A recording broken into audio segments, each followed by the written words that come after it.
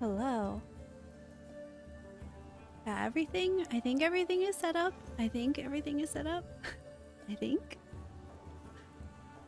Hello. Peptides. Thank you so much. I appreciate you.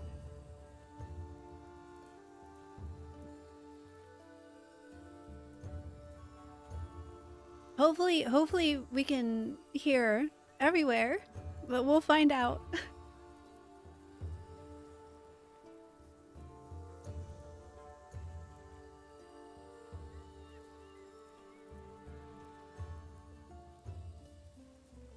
Incredible. All right. We are going to get started shortly. I'm making sure all of my bots are up and everything is running correctly. This is a little bit of a test of the functionality of the multi-thing. Hello. So we're testing Koga builds today. Tonight, whatever time it is.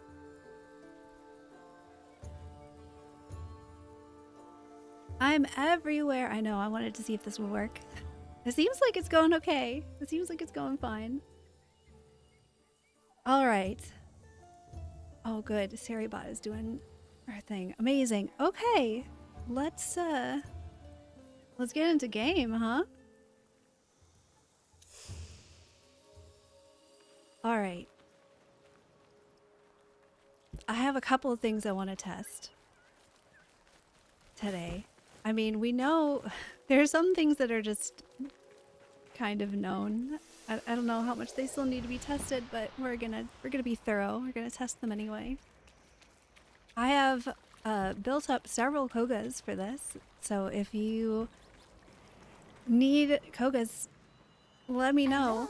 Do I need any more codes to give? There's a Twitch-wide directory campaign for Twitch drops this week. You get codes from watching any Soulframe streamer on Twitch this whole weekend. You need Koga? I'm gonna do all of them. So if you are up for doing all of them, then sure. Let's make another one. I need more sap soon. Bye-bye. Sure, I will give you an invite. However, be aware. Actually, this is a good thing for us to test. There was a bug previously that if you started, in theory, it was only supposed to consume the Koga from one person, the person who drank it. However, the last time I tested this in a group, it was consuming Koga from everybody in the group. So just so you are aware, it might consume your Kogas, but I would love to test that actually, and use mine and see if yours actually does get consumed or not. I'll play if you need another. Let me know. I've got all the packs. Sure. I am so Woke and Ebtides. I think Woke. I think I have you in game already. I'm gonna go ahead and just do a quick fast travel. What armor is that? I am wearing a combination of things right now.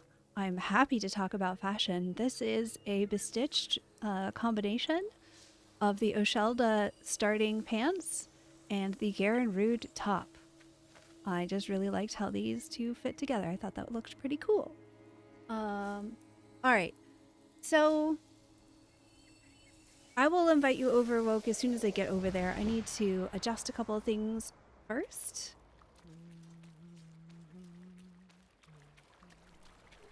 The Garen Rude armor set is fantastic, I agree. There are so many good armor sets in the game now, actually. Alright, I do want to test Orengal eventually, but I feel like we should start this off with what we all know is the most efficient way to do the Koga, which is Bromeus. Bromeus is pretty crazy this patch, and I could get my armor higher if I were using a magic weapon.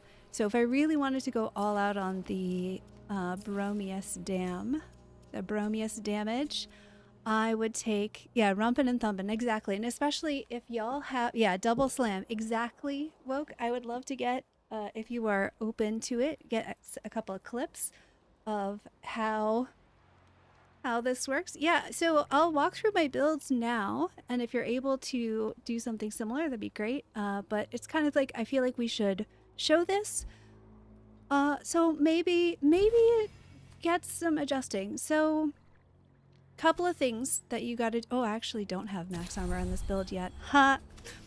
To get maximum armor out of Bromeus, you want to equip both a sidearm and a main weapon that have double defense totems. So just like this, that's how. It's really, that's all it is. It has to do with totems.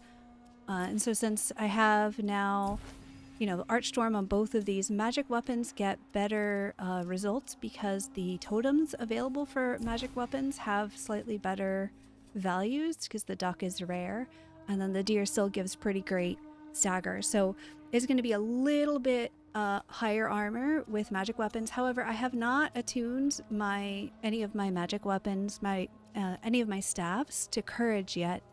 And I don't want to bless anything until I finish leveling the weapons that I still need to level. So we're going to try not to bless anything tonight because I still have 2 great swords to level up. However, this is how you get the maximum armor for this. So you can run the Mockery legs. I'm running the Orangal's cuirass. You can also run the Mockery cuirass. Your total armor value doesn't change, just the distribution between physical and magical. And I tend to like having that little extra bit, so I just go with this. And then for the headpiece, I'm using the Arbearers. And that's just going to give you like the max output. And then, oh, also the totem. The Wazard's Wish has the highest armor rating of all of the totems. So that is how you do the totems. If you're looking for Twitch drops, you gotta link your Soulframe account to your Twitch account, and then you can get a drop for 30 minutes. Can someone verify that the drops are actually working on Twitch? Actually, I want to make sure that that is correct. And it's all weekend. It is all weekend. Watch a lot of videos about Soulframe and want to say thanks. You are so welcome. I'm so glad. Oh, Gaming Dwarves, thank you for the sub. Alright, so this is, it shows progress for me. Great, so it is working, and if you do ! code in chat, it will give you some instructions for how to like link your accounts. Thank you so much for all the follows. Okay. Since today, Dragon, since today, trying it out, trying to see how quickly I get overwhelmed. All right, so this is our optimal setup for Bromeus at the moment. However, I don't like. I want to run a courage weapon, so we're gonna try this. And then also, I'm gonna try Durglint because the last time I tried Durglint in Koga, I did not have it fully maxed out, and I think that we should try it again and see if the damage tick actually breaks through the armor reduction, because it wasn't before when it was at rank 1. But it's not fair to judge it until we max it out, so we're going to try this again. And my Odiak is blessed, so we're good. Alright, oh my gosh, so many new followers, thank you so much. Let's go do some Koga-ing.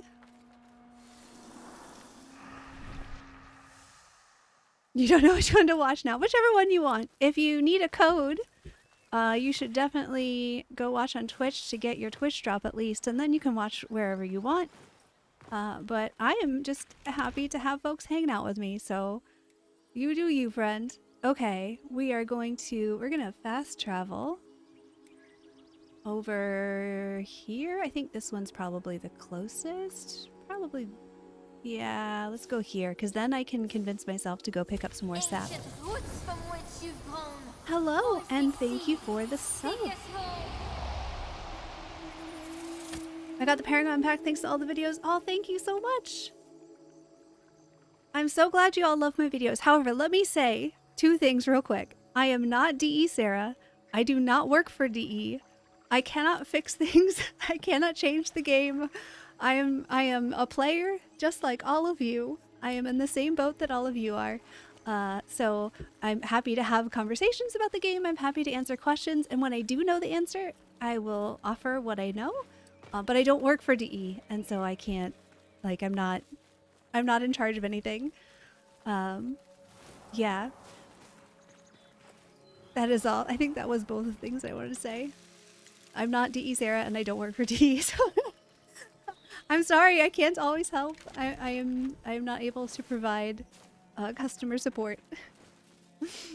Figs Enclave, please, no! Okay. So Woke, you said you wanted to come along for a Koga, correct? And then we had one other person said that they wanted to come along as well.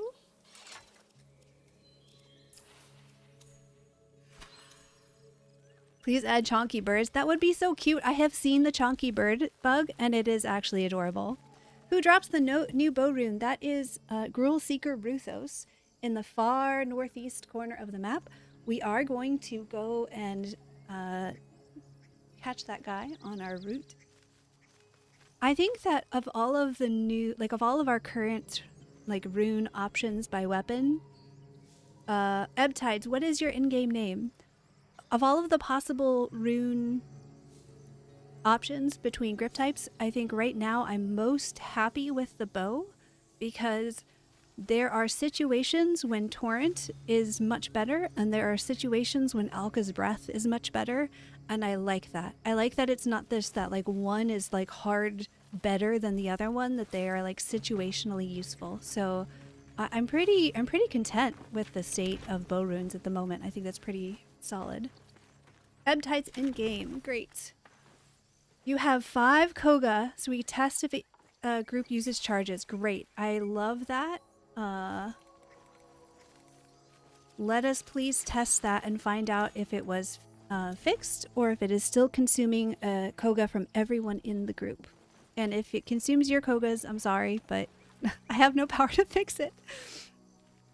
Just because I make a video on something does not mean that DE is going to do anything about it. Like, I make the videos I want to make because I think that it's fun.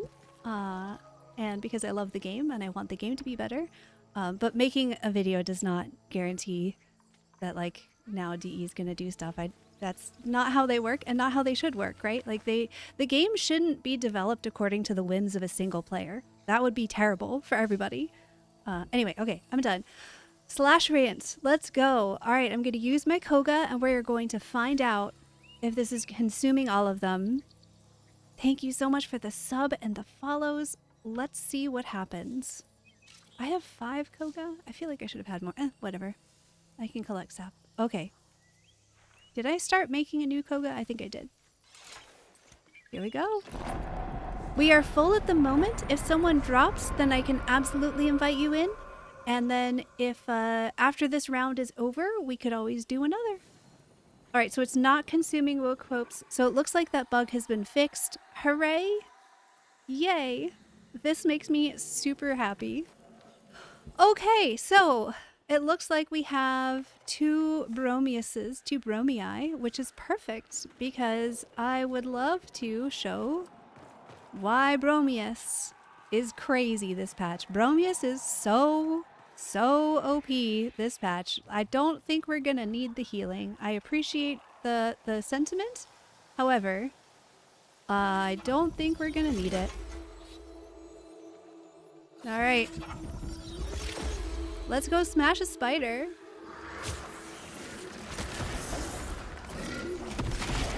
All right, and that's 1 Koga boss down.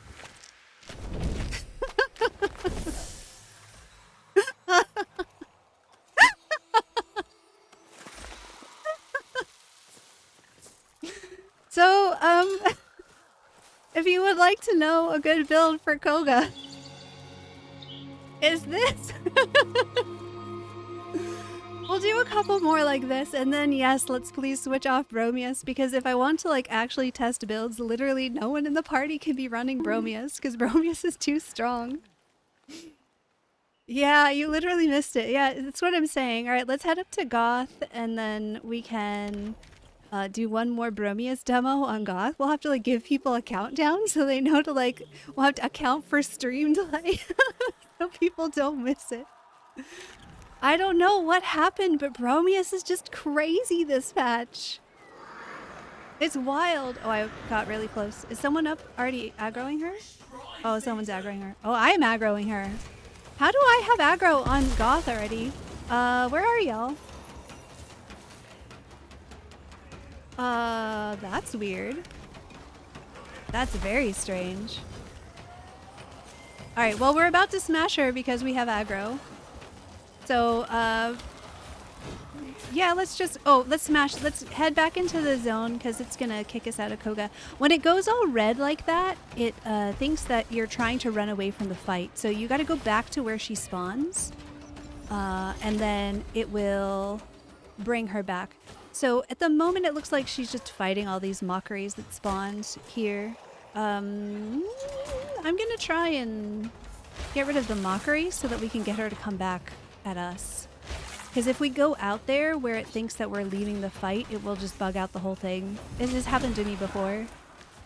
They need to do something with patching the enemy AI so that they're not gonna try to kite out of the fight area. And there's a couple of things that will cause that to happen. No, I can't get the soul. Oh, there we go. I got the soul.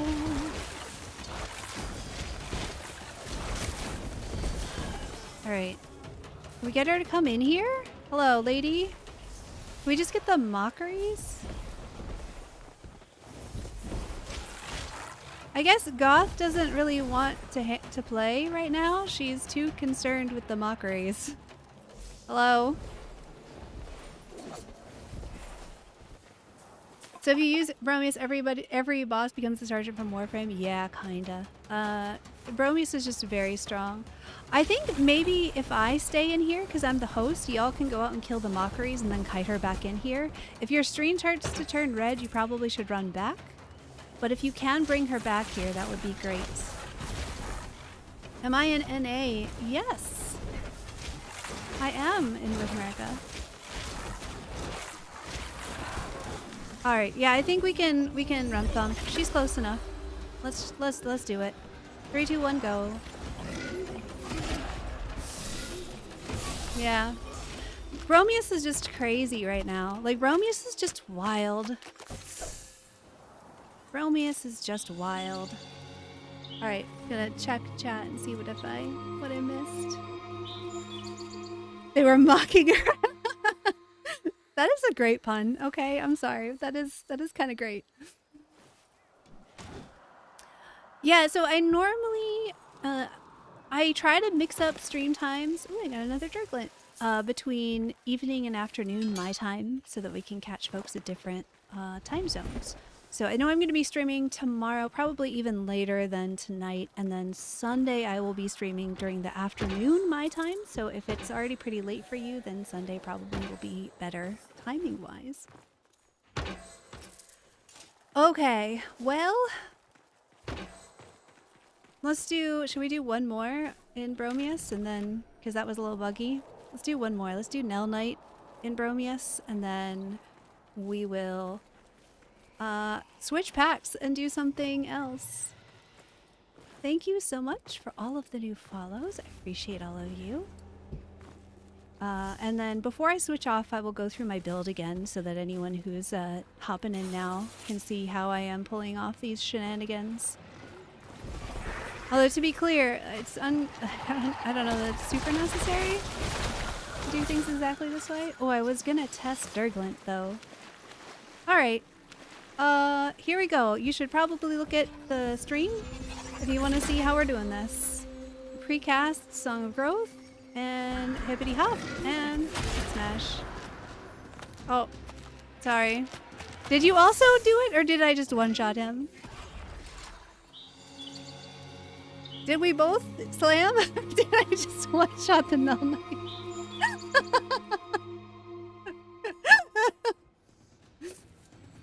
Okay. Well, yeah, let me go show y'all this build. So definitely for Koga, Bromeus is your S tier. Like, I'm sorry, but you can't really argue with these results, right? Yeah. Okay, so I'm gonna hop into Nightfold real quick, and I'll show off the build that I'm using again, and then I'm gonna switch to a different pack so we can test something. I think I'm gonna test Orangol, which I think is gonna be basically the opposite experience, but we'll find out. So what I was using is Oran Umber is my main weapon, although you could also, that's only because I have Durglint, so I can equip double defense totems. This is key, this part here. If you don't have Durglint, because you're just starting the Koga, then you can use a magic weapon and put in Archstorm, which you get from the Wizard of the Wastes Agari. You don't need to be in Koga to get this rune, so you can get it and then do Koga, and then you're going to equip 2 defense totems, the 2 highest value ones you've got. Same thing with your offhand weapon, your sidearm. You're going to use Archstorm and 2 totems.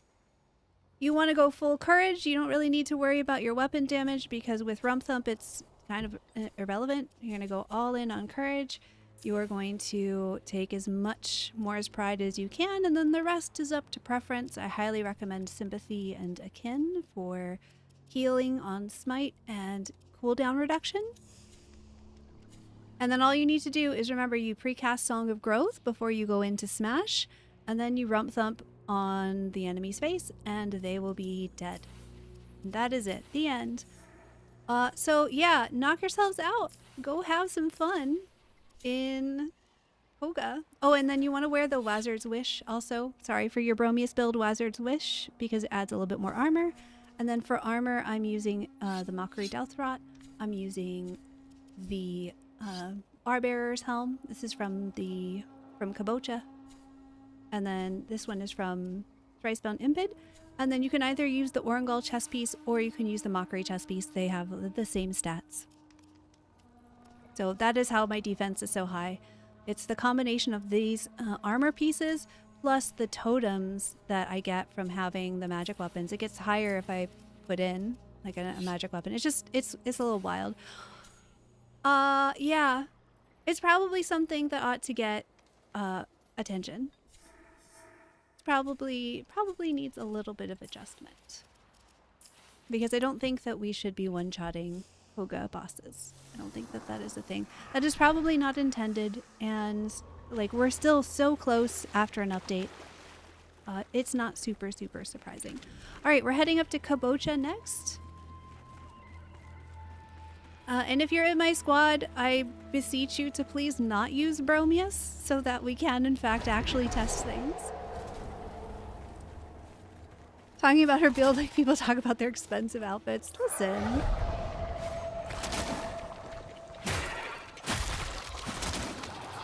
What bug are you... Oh, sorry, I did not see your chat. What bug are you experiencing? Oh, you can't enter Nightfold. Interesting. Huh. Skull, didn't you have that bug previously? I'll let you go down and see if it fixes when I resurrect you. Although my wolf might murder everything before we get to that. It's a party issue. Interesting. Well, let's see if it fixes. No, let him go down. Let him go down. We're trying to fix a bug. Oh, are you both trying to die? Oh, R.I.P.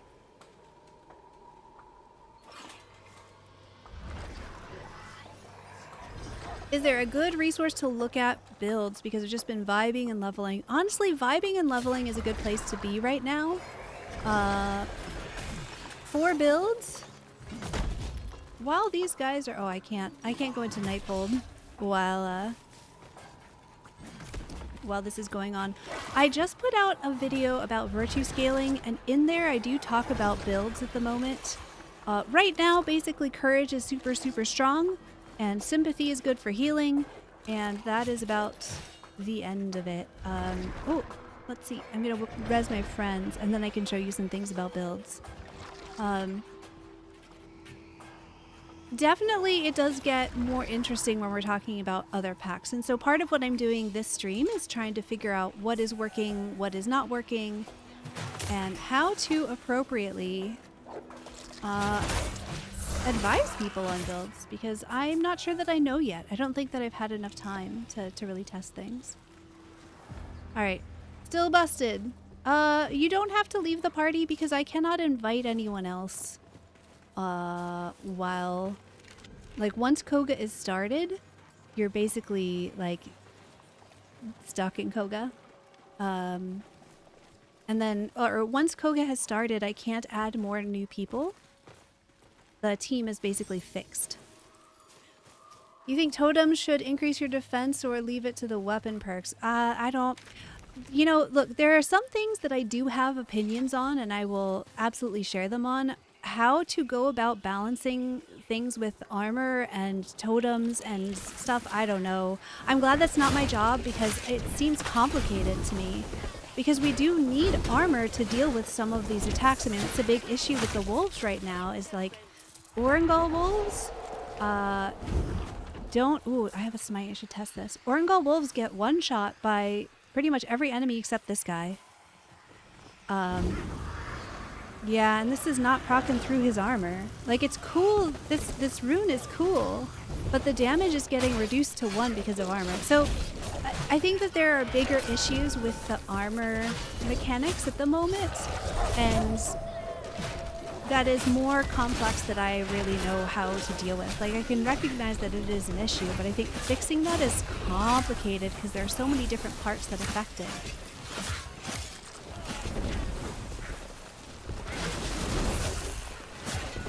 Thank you so much for answering chat questions, friends. Asian Drake, I appreciate you.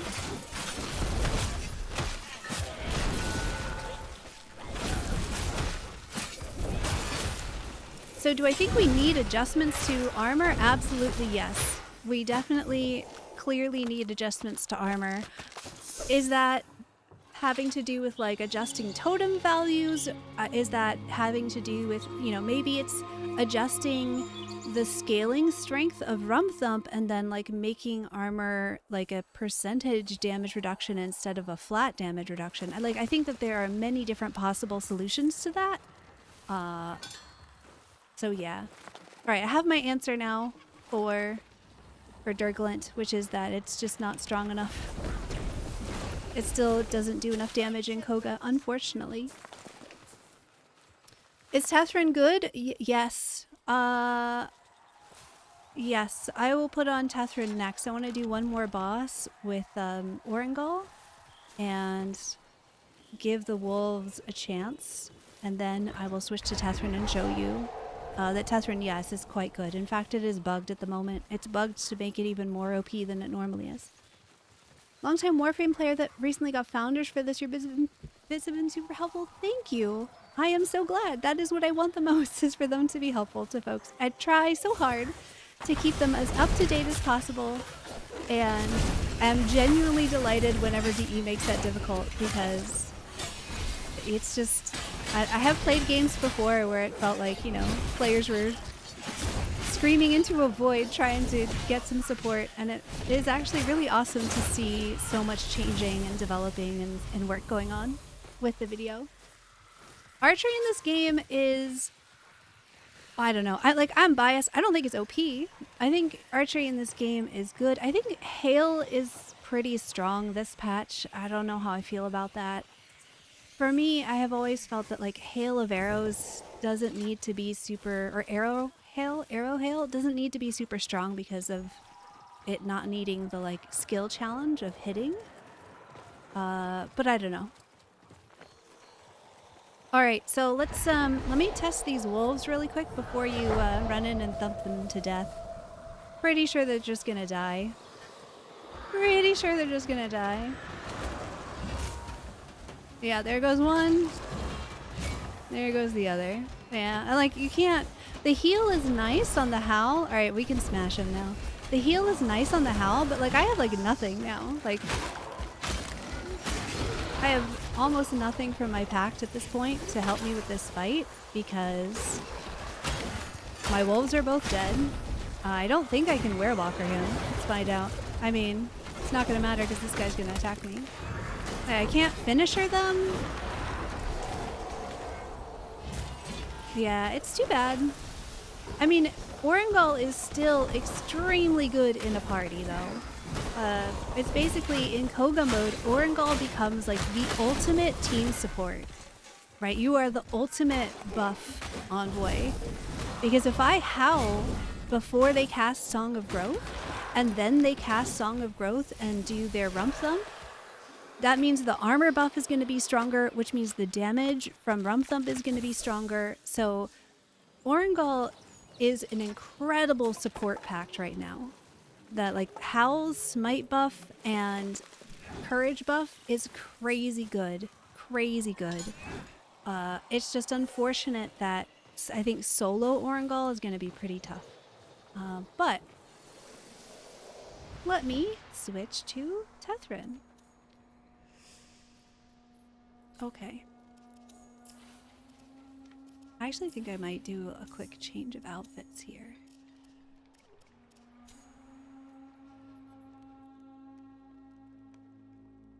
Let's see. It's been super fun, too easy since I got founders. Mora's Hand is pretty good now, right? Mora's Hand is pretty good. It has courage scaling, which is amazing. I don't know why my overlay is... Well, there it goes. Yeah, Mora's Hand is much better this patch. I don't want to use this right now. Let's go back to this loadout and let's switch to Tessin. Right.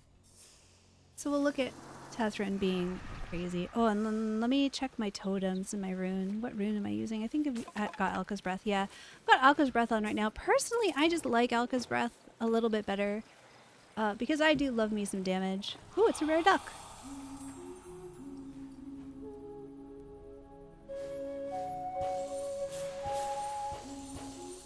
I missed one. F minus. The current. Interesting. I hope they add more loadout slots. Yes. I absolutely hope they add more loadout slots. Okay.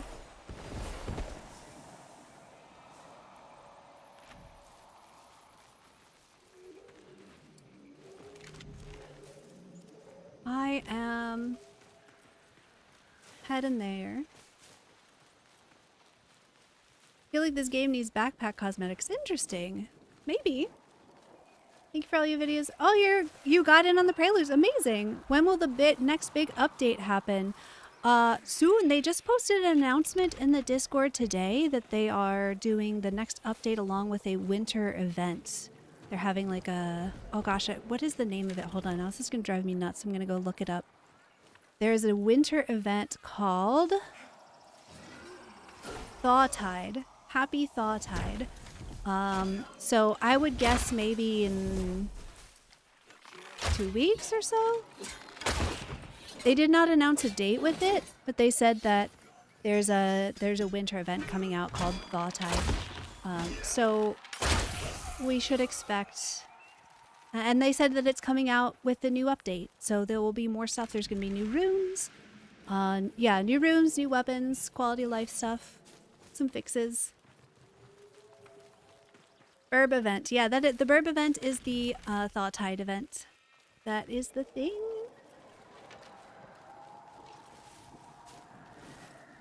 You got Durglint from Huel as well. Oh, yeah, I think that's one of the underground bosses, right?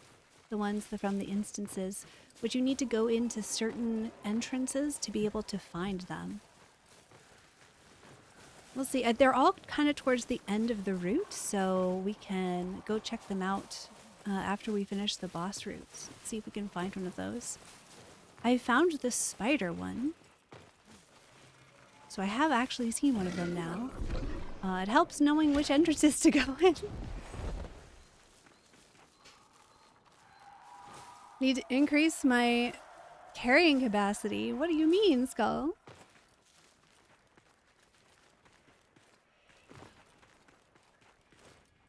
Is the game officially out now? No, the game is still in pre-alpha, but you can become a founder and get access that way, or if you watch my stream for 30 minutes, you can get an access code as a Twitch drop. So getting into Soulframe is pretty easy these days. Access is a lot more open than it ever has been, but it is still technically in pre-alpha.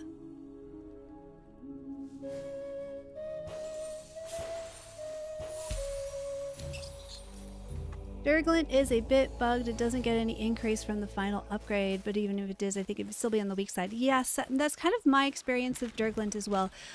So at the moment, because of the way their armor is working, I'm gonna proc a smite here real quick. Go. Thank you. I really like pointing at things and watching them die, and like that is why I like Alka's Breath so much. Is that it's basically like having 4 stacks of Tessin. It's wild. Yes, I also do giveaways when there are Twitch drops, but there's no point in doing giveaways today because you can just watch the stream and get a code. And that's all weekend, actually. That's running, I don't know exactly when it ends, but it's running all weekend.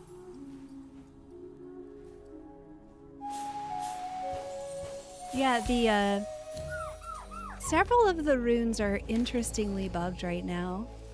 It's kind of like I've been holding off trying to talk about the runes because they're all a little buggy, and I am expecting some fixes. I actually thought some of those fixes would be in today's hotfix, but we got the hollowings fix, but we did not get fixes for... I don't think we got fixes for Flit Smoke. Actually, let me put it on and find out. The new runes have been bugged since they came out, which, like, is not surprising. I feel like things are often bugged when they first come out. It just be like that. What do I want for my other totem? Oh, I want a beaver for sure. Full smite reduces armor. Yeah, let's do this, and then let's do this. Why are these not upgraded? Hello? Put in my upgraded ones. This is buggy. Why? It's taking all of my upgrades off my totems. RIP. Oh, that was a visual bug. Alright, it's not an actual bug, it's just a visual bug. Great. Nice that the Halloween got fixed, though. Yes, I agree. I definitely agree. And, you know, again, we don't know how complex it's going to be to fix some of the bugs that's going on with these, so I feel like it's not so much to ask for a little bit of patience while they're working on this. I'm gonna go stack my Tessin down here, because I would really love to see how much damage I can do to Ruthos. And I'm still using Blitzel because I haven't blessed yet. 1, 2, 3, 4, 5, 6. This is the bug with Tessin at the moment, that its charges are scaling with courage on some weapons. It's not every weapon, but some weapons, the number of charges that you get from Fellust is scaling with your courage. Team friends, I'm about to shoot Ruthos. I don't know what it's gonna do if you're out of range of his fight. So if you could kindly kite your enemies back here, that would be great. I don't want you to get bugged out of Koga. I think you're fighting. I just want to make sure. Okay, great. We're here. All right, let's see what this does. That was a lot of damage. That was a lot of damage without rune proc. That was pretty nice.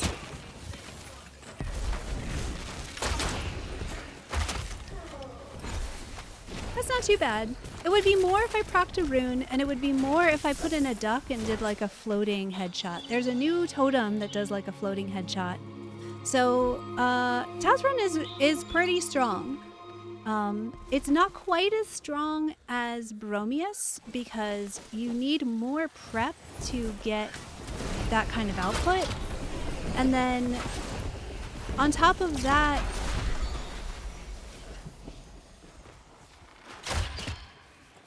yeah, you would need to be able to stack. And then also, like, Tessin is just bugged right now. It's not going to have that kind of output on every weapon. I think shields are also have the bug where the number of stacks is scaling with your courage. I can't remember all of the weapons. I didn't test all of them, but some of them are getting extra stacks and some of them are not. Oh, that's right. I didn't use Call the Ancient. So had I used my flat damage buff, I would have gotten even more damage out of that. So Tessin's pretty sick. All right, shall we shortcut through the crypt? I just shot a literal missile at the poor guy. I know, I shot a lazy missile.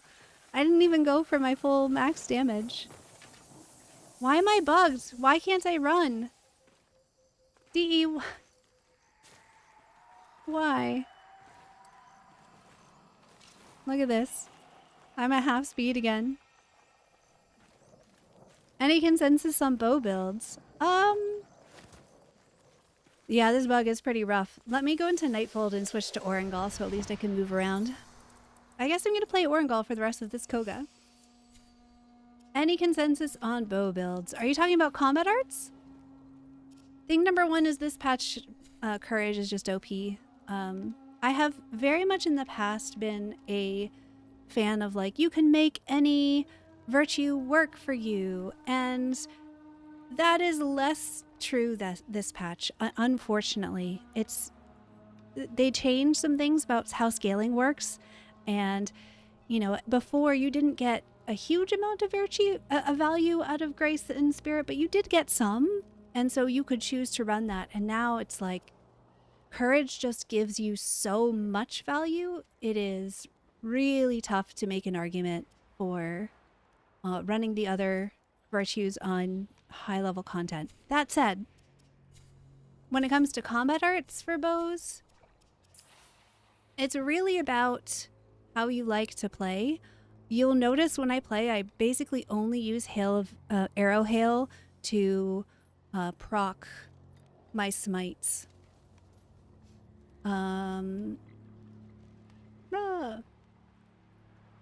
Somebody asked about... Okay, let me get back to bow builds in a second. Somebody asked about Founders Packs and your pact choice, right? So if you buy the Wild Tessin Founders Pack, for example, do you then have to choose Tessin when you're going through your tutorial and selecting your pact? And the answer is no.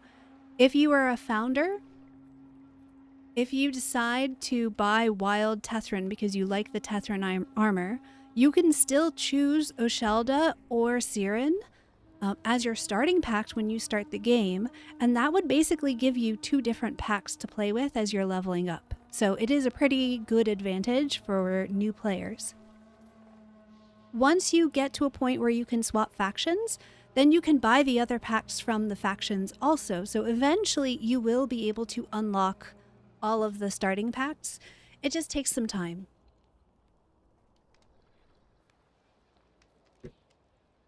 I love Sarin.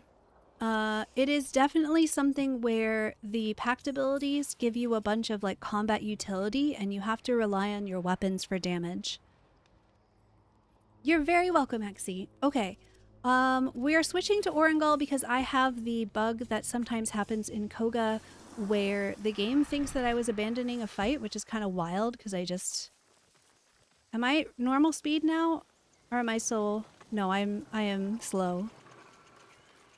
So we are choosing to be Orangol so that we can actually move. Sarin is so fun, but you definitely do need to have some good... oh, thank goodness for Bromeus. You definitely do need to have good weapon damage for it. If your weapons are not good when you're playing Sarin, you're going to feel like you do no damage. Unfortunately, the key to a good Sarin at the moment is go all courage. Sorry. If you are a bow player and you love archering and you chose Sarin, go get Blitzel as quickly as you can. Because Blitzel is a courage attuned bow. It's the bow that I'm using right now. So you don't need blessed joinery to be able to use it. You can just immediately start doing damage with the bow. And then that'll buff your decoy damage. No. Listen, to be clear, I don't like that this is the state that the game is in, right? Like, I don't think that this is how it should be. I'm also just not super stressed out about it. Like, I said my piece on what I think, and then from here, I'm just going to do my best to have fun with the system that we have. It takes time to work things out like this, right? Like, this virtue scaling is going to be complex. It's going to affect a whole bunch of abilities, and it's going to take time to figure out what a good solution is for it. So, you know, let's make the best that we have of what we've got right now, and then eventually it will change, and then it'll be better. So if you dump on courage, I hit big. If you put all of your points into courage, and you have a courage attuned weapon, then you will do a lot of damage. Your weapon damage depends on the virtue that your weapon is attuned to, and the reason that courage attuned weapons are at an advantage right now is because at the moment, for pact abilities, courage scaling works better than all of the other virtues. It just like the scaling is more strong. It gives you better increases. Like there are a lot of things that will technically scale with grace and spirit, but the scaling is so weak and the base values are so high that it doesn't really practically matter. So you're better off just like getting the extra damage out of your pact arcanics. Actually, one sec, let me hop in and show you what I mean when we're talking about attuned virtues. So the way that pact abilities scale, all right, so two great questions. So you can see here on this weapon, on Blitzel, where it says attunement, I can't mouse over it, it says attunement and it says required courage. So the attunement is that it's attuned to courage. Thistle is attuned to grace. Gwilyn is attuned to spirit. So Gwilyn is going to scale, its damage will scale off my spirit. Blitzel damage will scale off my courage. Thistle damage will scale off my grace. So that's just for weapons though. When we're talking about pact arcanics, in general, in theory, what DE has told us is that they want your grace to increase your ability range, your spirit to increase your ability duration, and your strength to increase your courage to increase your ability strength. That is technically true. Technically, that does work, but the increases that you get for each point in spirit for your duration is very, very small. Same thing with spirit or with grace and range. The increases are really small, whereas the damage increases are fine. They're not huge, but they are noticeable. And so it is much more impactful on your build. So at the moment, if you can get courage attuned weapons, it's just going to be better. How do you get Tessin? You can purchase it from the Kith of Kings faction shop. If you did not start with Tessin, you need to first swap to Kith of Kings if you're not in Kith of Kings already. And then you can purchase it from the shop. So far, I have not found an exception for P12. I would love to be wrong. If you have a suggestion for me, I will happily try it on stream now. I haven't finished testing everything, so I don't know. I can't be completely certain. But so far, what I've tested, I have not found a single pact that is working better with something that's not courage. Like, sadly. I want that to be wrong. So please give me your suggestions if you have them. Doesn't blessed joinery change the attunement? Yes, blessed joinery can. Not as helpful for new players though, because blessed joinery can be a bit of a challenge to get if you're new to the game still.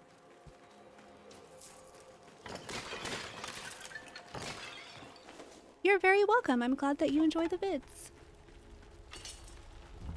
Hopefully we'll learn some things from these Koga runs that will help us make some more videos about Koga builds. I might try and delay the next video by a day or two to see if there is a hot fix for some of the stuff that we are encountering.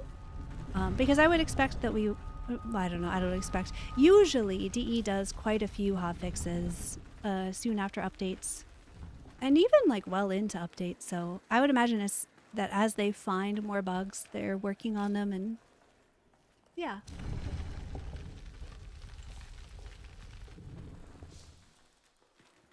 Yeah, blast joinery is definitely more of like an end game thing. It's not super necessary, and you know, you still can run spirit and grace builds in normal soulframe content and do fine. Like, it's not going to completely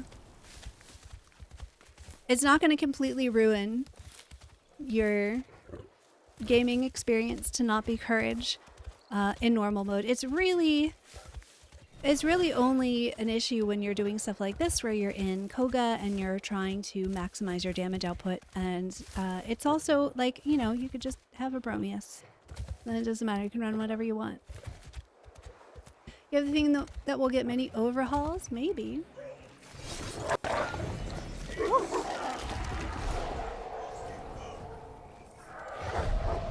It does look like we're still in Koga. I think it's a UI bug that we're not seeing the like sky special effects right now.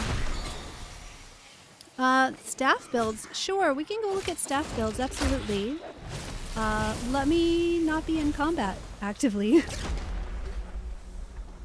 Is it mostly in Koga where max courage matters? Alright, so here's the thing about the matters in the meta.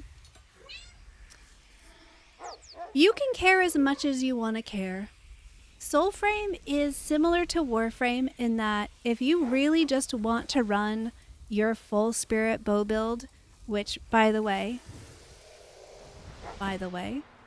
I still do run because I just love my full spirit bow build, right? Like this whole setup, it's not saving my virtues because our loadouts don't save our virtues yet, but this is a full spirit bow build with the blessed juniper. It's really fun and it works and it's effective and you can do it. So you can still legitimately do whatever you want and you're gonna have a good time. You can play however you feel like it and it's gonna be good. So don't let it stress you out too much. I find it fun sometimes to like try to get like the most meta top tier build because I just enjoy the challenge of trying to do that. But if that's not how you want to play, that's okay. You're still going to have a good time. You're still going to be able to complete the game. In fact, if I didn't have this Orangal or this movement bug right now, for the next Koga round, I will switch over to a spirit build and we'll show how you can still do Koga in a spirit build and it will be fine. I just really want to run Orangal right now because my movement is bugged and it's making me slow. So like this is as fast as I can move in the game right now and it's really terrible, but if the only way to fix it is to relog, and if I relog my Koga will end. So we're going to finish the Koga bosses and then we'll do a quick relog so that I can fix my movement and we can look at a spirit build.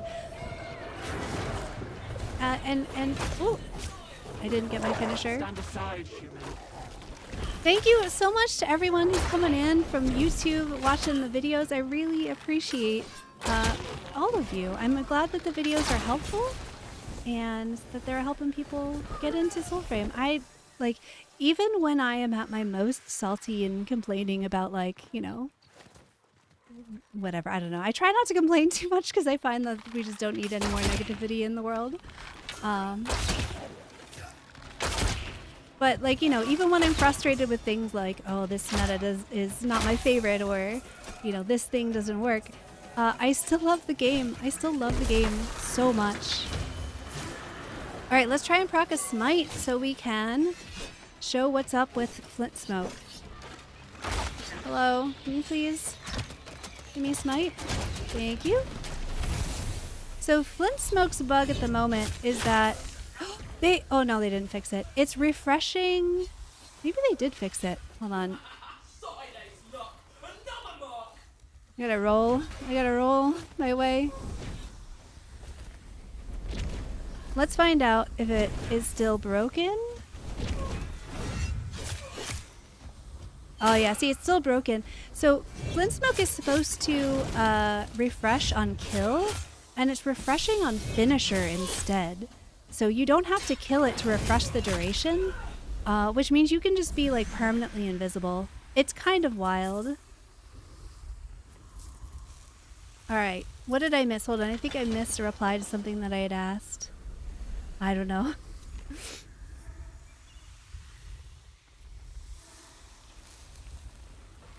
I really would love to find something that does better than courage in this meta. I just haven't found something yet. So please, if you have a suggestion for a pact that I should try,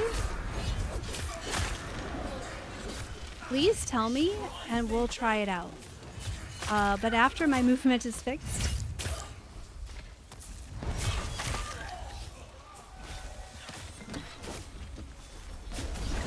Like this is... Clearly this shouldn't be like this, right? Like clearly this is... How long ago did I smite? Oh, I'll pick you up in just a moment. How long ago did I smite? My rat's procking on the finisher too. Crazy, crazy.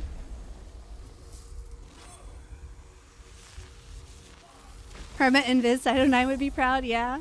This rune feels like playing Ashe. And you can swap. What are we shooting at? You? You can swap weapons and still be invisible. At least until it runs out, which it just did. The duration does still run down when you swap off. So, you know, it's like slightly less OP. But yeah, that probably needs to be fixed. Because if it were just on finisher kill, that would make sense. And it would not be... Like, it would still be very strong. But not quite as crazy as it is. Is it wise to go up spirit until weapon cap and then put the rest into courage, or just all courage? So if you're using a staff and you favor basic attacks, so let's see, let me put on, let me shoot this dude and then I'll show you. The short answer is yes, as long as you prefer basic attacks over heavy attacks. What is still shooting me? Are you not dead? There. As long as you favor basic attacks.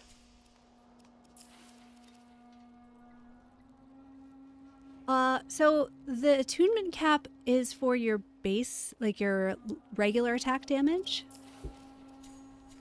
So like for these, right? And if you favor basic attacks, especially if you're like using Fayball to increase your weapon damage, then yes, go up to your attunement cap and then switch. If you like heavy attacks, then there is a reason to go past attunement cap, because the heavy attacks have a higher cap than your basic attacks and it doesn't show up in your weapons info.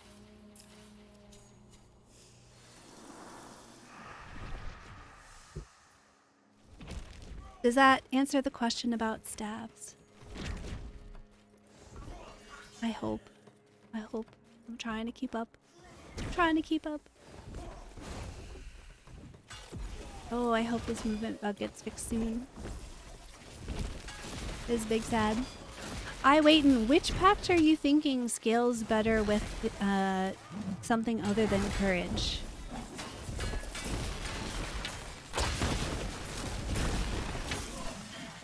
Well, you killed them all. Excellent. I'm so glad that that is helpful. I think the folks who are working on the avocot.org wiki just updated all the attunement cap values on the weapons. So if you're looking, they should be all up to date now. So if you're looking to find attunement caps and not wanting to sit there and like add points at one at a time, that can be a helpful resource. But they changed all of the attunement caps in P12, so previous values were no longer good. Oh! Sir! Well, okay, good thing we don't need loot off his body. Oshelda doesn't gain much of a benefit from courage. Yeah, it does now, though, unfortunately. I did test Oshelda, and Phantom Flock does quite well with... thank you for the lit torch. How convenient. Phantom Flock's damage scales better with courage now. Yeah, it did. It did get a buff. I know, it's sad, because you used to be 100% correct. P11 in prior definitely would have run a full Spirit Oshelda, and it was really fun. But now the break damage and the Phantom Flock damage both get pretty solid spirit scaling, or sorry, courage scaling, and on top of that they nerfed the scaling from both spirit and grace on Oshelda. I think like minimum and maximum duration varies by about like little less than 3 seconds for me anyway, for what I was able to put on in my testing. It's so unfortunate. It's so unfortunate. I mean, to be fair, to be clear, right? I'm not saying, oh, Mungry, thank you so much. Thank you so much. I apologize for being so behind in catching up on my chats. But thank you so much. I appreciate you. Thank you so much. Yeah. To be clear, you absolutely can still run a full Spirit Oshelda, and it still works great. Your staff is going to do a ton of damage, and it's going to be a good time. So don't let it freak you out if you don't want to run Courage. It's going to be okay. It's just that your Pact Arcanics, like the minimum values, are still really good. So, you know, you're not really losing anything. It's just that you're not gaining what you would gain in terms of damage, if that makes sense. Like, this is something that only people who really want to min-max need to care about, and that's not going to be everybody, and that's okay. We don't all have to be min-maxers, and we can be min-maxers, and we can be sweaty in some builds, and then we can also just be chill sometimes.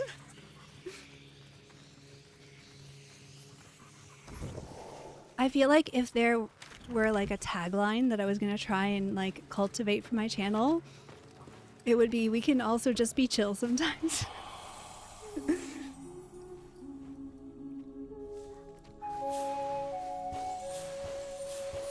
I think the only totems I'm missing... Oh, the bug is gone! You're right! I didn't even notice! I can swap off Warrengal. Incredible! Incredible!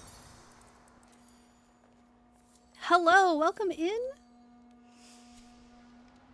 Sweatiest possible staff build. Well, let's do it. I'm gonna switch to Oshelda. And I will also switch to a staff.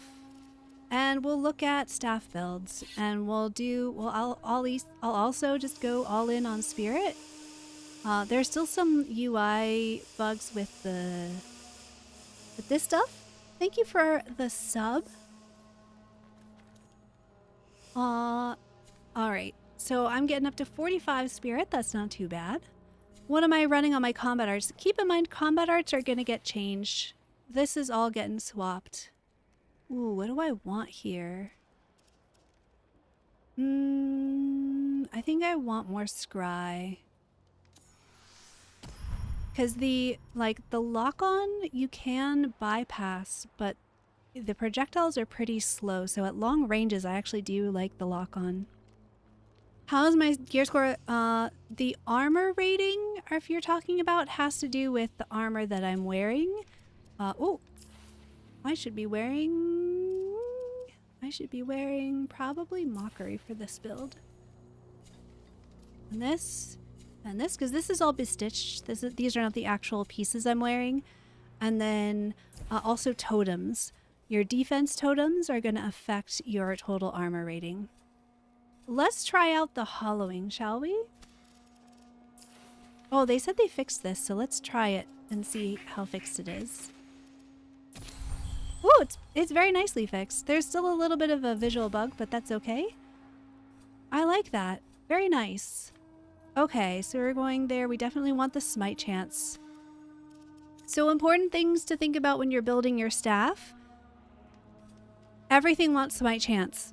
If you have the ability to put more smite chance on, unless you're running Orangol, in which case it doesn't matter, you want more smite. The red arrows mean that you don't have the minimum virtue required. However, if you're talking about like these red arrows in here, it means that I don't have enough of the required courage to get full damage out of the weapon, so its damage is going to be reduced. However, these are buggy sometimes, so double check and make sure. There are some visual bugs sometimes, or there were, so they're not always 100% accurate. What else do I want on this? I think I want to run a beaver or armor strip. I think that's what I want to do. Why? Okay, that's just a visual. Okay, so there are some visual bugs, but it's nothing huge. It's nothing breaking the game. We're good with that. Will you consolidate your builds and build tips in an upcoming video? I'm so glad I found your channel. Yeah, so I would love to hear feedback on whether y'all would prefer. So definitely updated build guides are the next big project. That is currently what we're working on tonight, testing out different things, seeing how they work in Koga. I would love to know if you would rather see them condensed into one video, in which case it's probably going to take a little bit of time for me to put that out because the longer videos obviously take longer. Or if you'd rather have shorter videos highlighting individual packs, because it depends. O Tempest is good. It's just not as OP as it was. It's definitely nowhere near as strong as it used to be. It's still fine. It's just not at the top of the tier anymore. For combat arts, all right, so we did staff combat arts. Cool. I feel like the most important one for staff is going to be your smite, because I feel like that's the most important thing for everything right now. Runes are really strong. Smite is really strong. For your pact upgrades, the things to look at on Oshelda, Iridus's favor if you're using your staff and you're going a spirit build, otherwise Moor's Pride for courage. I have wild maxed out, so I can just have everything. Akin is really good. It gives you cooldown reduction. Sympathy is kind of take it or leave it on Oshelda because you have Elder Bloom, so you don't really need it. And Vernal Pool is so strong. Vernal Pool, extremely good. All right, so let's try out our full spirit Oshelda build in Koga. The other thing to think about for Oshelda, for magic weapons, is Feybolt. My joinery here, Feybolt, crazy good. So definitely put some Feybolt on your magic weapons. That consecutive attack damage, very strong. Holidays coming early. I'm new to the game, seeing videos, getting the hang of it. Moats were removed. Yes, moats are no more. Instead we have totems. Instead we have totems that are kind of like weapon modifiers. O Tempest is another great one to run in a party. So if you want to talk about like the most insane damage, in fact, maybe we'll try that in this party. It would definitely be O Tempest and it would be O Tempest and excuse you. How dare. Orangol and Bromeus. I'm sure you can imagine why O Tempest and Bromeus are best friends. Like O Tempest and Bromeus together are kind of wild.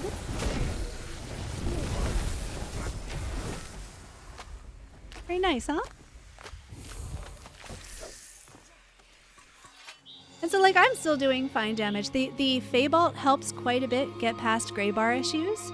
So you definitely want to put your Feybolt on your magic weapon so you can get enough damage. Let's see. Teammates. Let us run that trio of O Tempest, Orangol, and Bromeus. Which ones do you all have? And we can divide them up between the three of us. It does not matter to me which one. I see one of you's already on, you're both already on Bromeus. So could one of you switch to either Orangol or O Tempest, and I'll switch to whichever one you don't use. And we'll look at why those 3 packs are so great. You got an ad mid teammates. Oh no. Hold on. Let me switch. Let me switch. Let me switch scenes. Where's my scene? All right. Can one of you switch to Ode Tempest or Orangol? And we'll do our test after the ad's over. You want to tell me you doubled the beaver. So if that is correct, Wolf Saints, you should put in a bug report with a screenshot because that is not possible for in any other slot that I found. I will go check it and see. However, it is not supposed to be possible. And I did check earlier today after the hotfix to make sure we can't double totems anymore. And you cannot. So you're not supposed to be able to equip two of the same time in the same slot. You can like put the same squirrel in like attack slot and defense slot, but I don't know if you can. Yeah, you should be able to hear me right now. Did the stats change? I noticed there's some UI bugs. It looks like they're just visual bugs. Okay, so ebb tides. Oh, you still have the nightfold bug. Okay, so we'll try that out next Koga then. I'll try that out next Koga. We'll run another round with some folks and we'll look at why. So the reason that it is... Oh, I'm going to wait for the ad to be over. I'm going to wait for the ad to be over before we talk about why Orangol and No Tempest are so strong together. With Bromeus specifically. Thank you for the sub, Ebtides.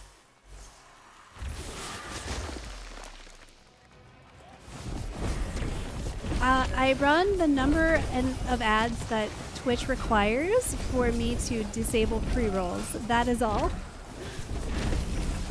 That is it. And I just prefer to get rid of all of them at once. We could have them more frequently, but I don't like being interrupted. So I just run them all at one time.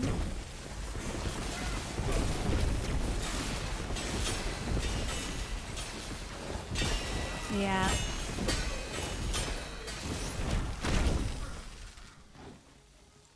Which rune? If you're looking for the Everflame rune...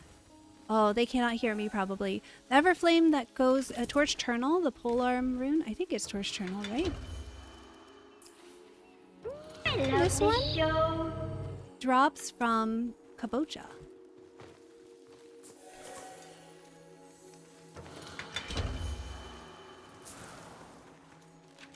Oh, okay, yeah. So it's just same slot. Correct. It's just that you can't put them in the same slot.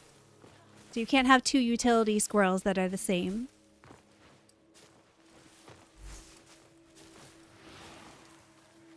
Are ads done yet? Oh, our ads are done. Thank goodness. Yes, Twitch basically requires a certain amount of ads for me to be able to disable pre-roll ads. And they would show you ads regardless. Oh, let's go do the collector. Since he's here, might as well. And then we can finish up with Wazard.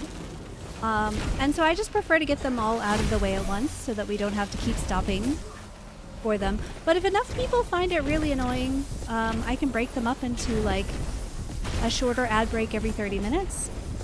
I just prefer to get rid of the interruptions. And nobody likes pre-rolls, and if I schedule them, then I can know when people are stuck behind ads and like pause answering questions and things so that people who are not subbed don't miss out on important stuff.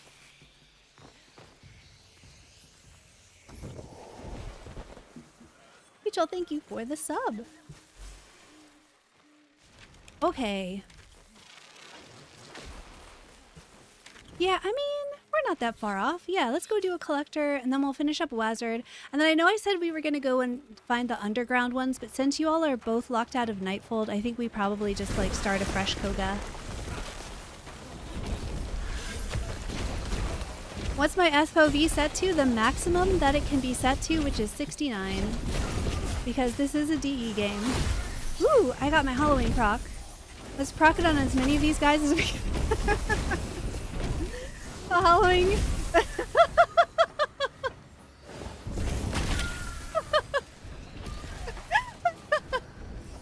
The Halloween is great because you just like tap the enemies and it like marks them with the hollowing, and then when they die, they'll explode, and then like they can proc it on everyone else, and they all explode, and it's great. I just love it. So to get a code from the stream, you need to make a Soulframe account at soulframe.com. Thank you for the subs! My goodness, thank you so much. That's huge. Gaming Dwarves, thank you so much.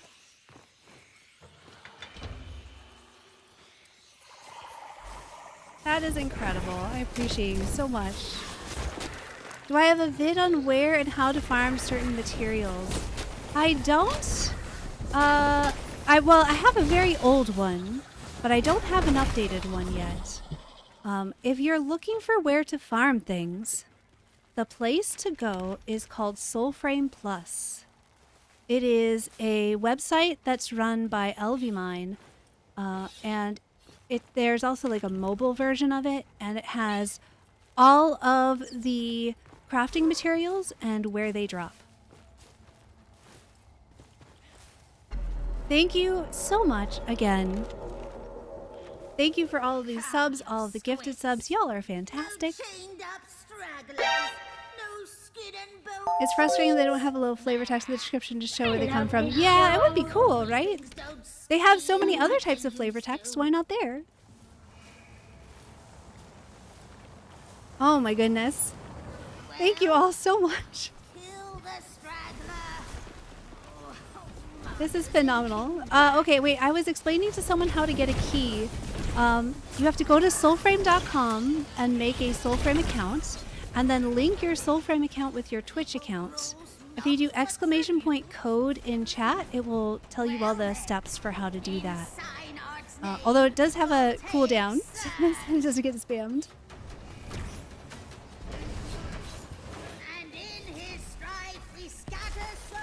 I should heal us, huh?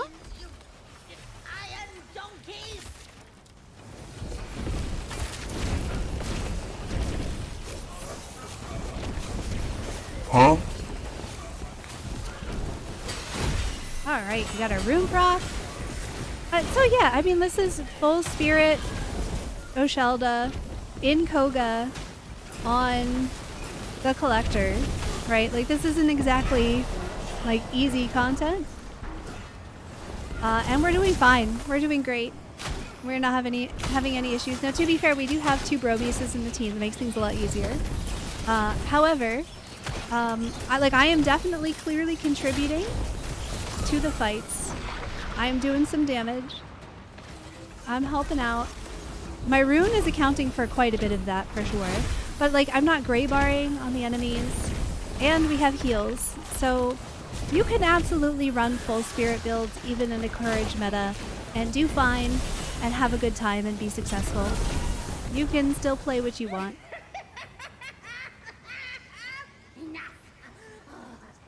When channel point bets, when I get a Twitch mod that can help me set that up. I don't. Listen, if y'all think it would be fun, I'm open to suggestions. I got a Twitch chat channel in my Discord. If you think that there are things that would be fun to do on stream or have on stream, put them there. I'll take a look and see what we can set up for future streams. Oh. Do we want to cloud quell him, or are we feeling fine about it?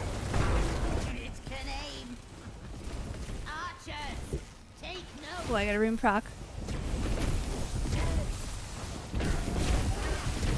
Oh, I got another rune proc. Oh, am I the only person left alive? RIP. Oh no, Pope's still alive. We got it. This is what happens when your healer is distracted. Alright, so we have a staff build. I want to go back to bow. I need my headshots. Why are you blowing them up? It's not fair, Mata. Don't blow them up. Is it better to chat here? You can chat wherever you want. I can see all of our chatters. So watch wherever you want to watch. Although I will say that the Twitch campaign is where we're getting the drops from. So if you need a key for Soulframe, then you need to go to Twitch to get the Twitch drop. But otherwise, you know, watch where you like watching. Time to chat in the Discord. RP, my Discord. All right, I'm gonna put on my spirit bow.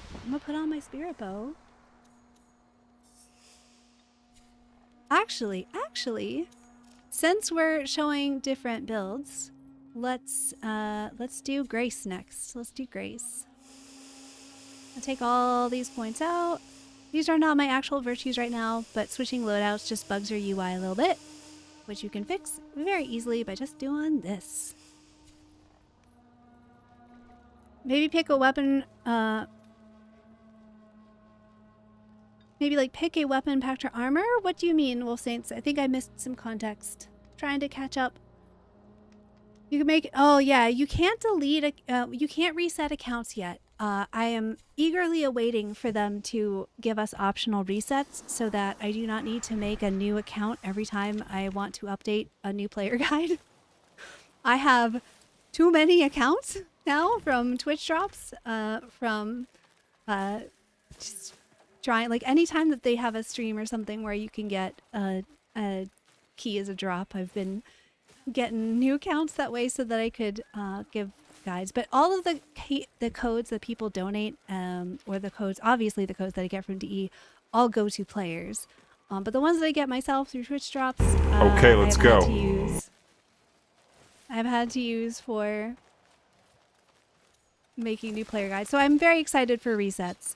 They are working on it, but we don't have them yet. Did I reset my virtues? I think I did.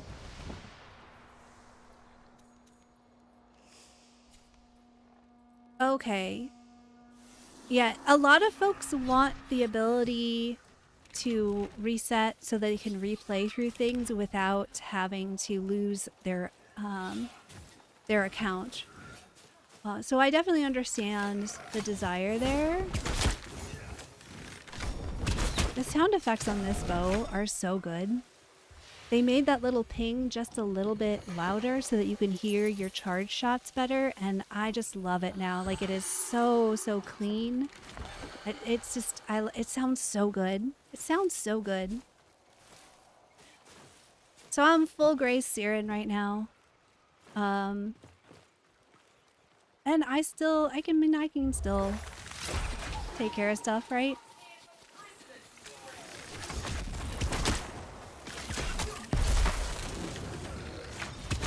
Is it as effective as Courage? No, but it's still effective, right? Like, I'm still doing fine. My headshot multipliers do get a lot more important though, right? Because I need the extra damage. Oh, I missed. The only complaint that I have for Sarin, right? Like, this is the only complaint that I have for Sarin, is that, so both Sarin and Oshelda have CCs, right? But Oshelda's CC is better for archers than Sarin's is. Oh, Grimsaurus, thank you so much. And of course, knock yourselves out. So, Pictrix powder makes them wiggle their heads around. That is not what I want as an archer. I want the CC that makes them be still. Why can't we go through the door? That was like, oh, because we just have to hop over the wall. Okay, sure. What I know what the upcoming roadmap for the game is, I know as much as anyone else knows, which is that they just announced today there will be a winter event called Thawtide. And it speaks about the solstice. It mentions the solstice in the event, so I would imagine we're probably going to get that sometime around the solstice, but they have not announced exactly when that is. And it will be coming with the next update, so that's when we're getting our next prelude, which is supposed to have new runes, new weapons, and some quality of life fixes, which is cool. I am all for... Honestly, if they did a whole prelude that was nothing more than fixes, I would be completely okay with it. There's a lot of stuff that just needs a little bit of polish. and like stuff that's like really good foundations and just needs like some tuning. But I can understand them wanting to have like content and new things with every prelude. Woo! I don't love this bug that makes my character like turn the wrong direction in the air. It just makes it a little tough to aim. But it doesn't actually affect your aim, so you just have to kind of like ignore your model and look for your crosshair. Oh, oh. No thanks. This model is tough to... Oh, it's hard to see where the head is when it's behind my character. My opinion on bosses? I think they're fun. I think that they need to be a little stronger. Or some of the packs... I mean, pack balance is a little bit of a mess at the moment. Let's be real. Y'all saw me one-shot a Koga boss with Bromeus, so pack balance is in a tough place. Yeah. I do like the concept of the bosses. I like the way that Koga works. I like the Agari. You know, I think that a lot of this is very cool. But I do think that like the balance between packs needs some attention. Virtue scaling for sure needs some attention. And I think Koga could still be a bit harder. Let me see. I think that we're pretty close to the Neathan's entrance that has the Agari in it, so we can go do that one. Are we close to the Glades one too? I would have to go look it up. So we'll do one Agari, underground Agari, and then we can switch people out and do a fresh Koga. Yes, the Circade is permanently in the game. We have forever to do the Circade. I definitely thought that because it said Festival of the Circade, I thought it was like a, you know, like Festival Beta's Eve, Thaw-Tide Festival, but it seems not. It seems that they are permanent additions. Here it is, it's up here. Thank you for all these new follows.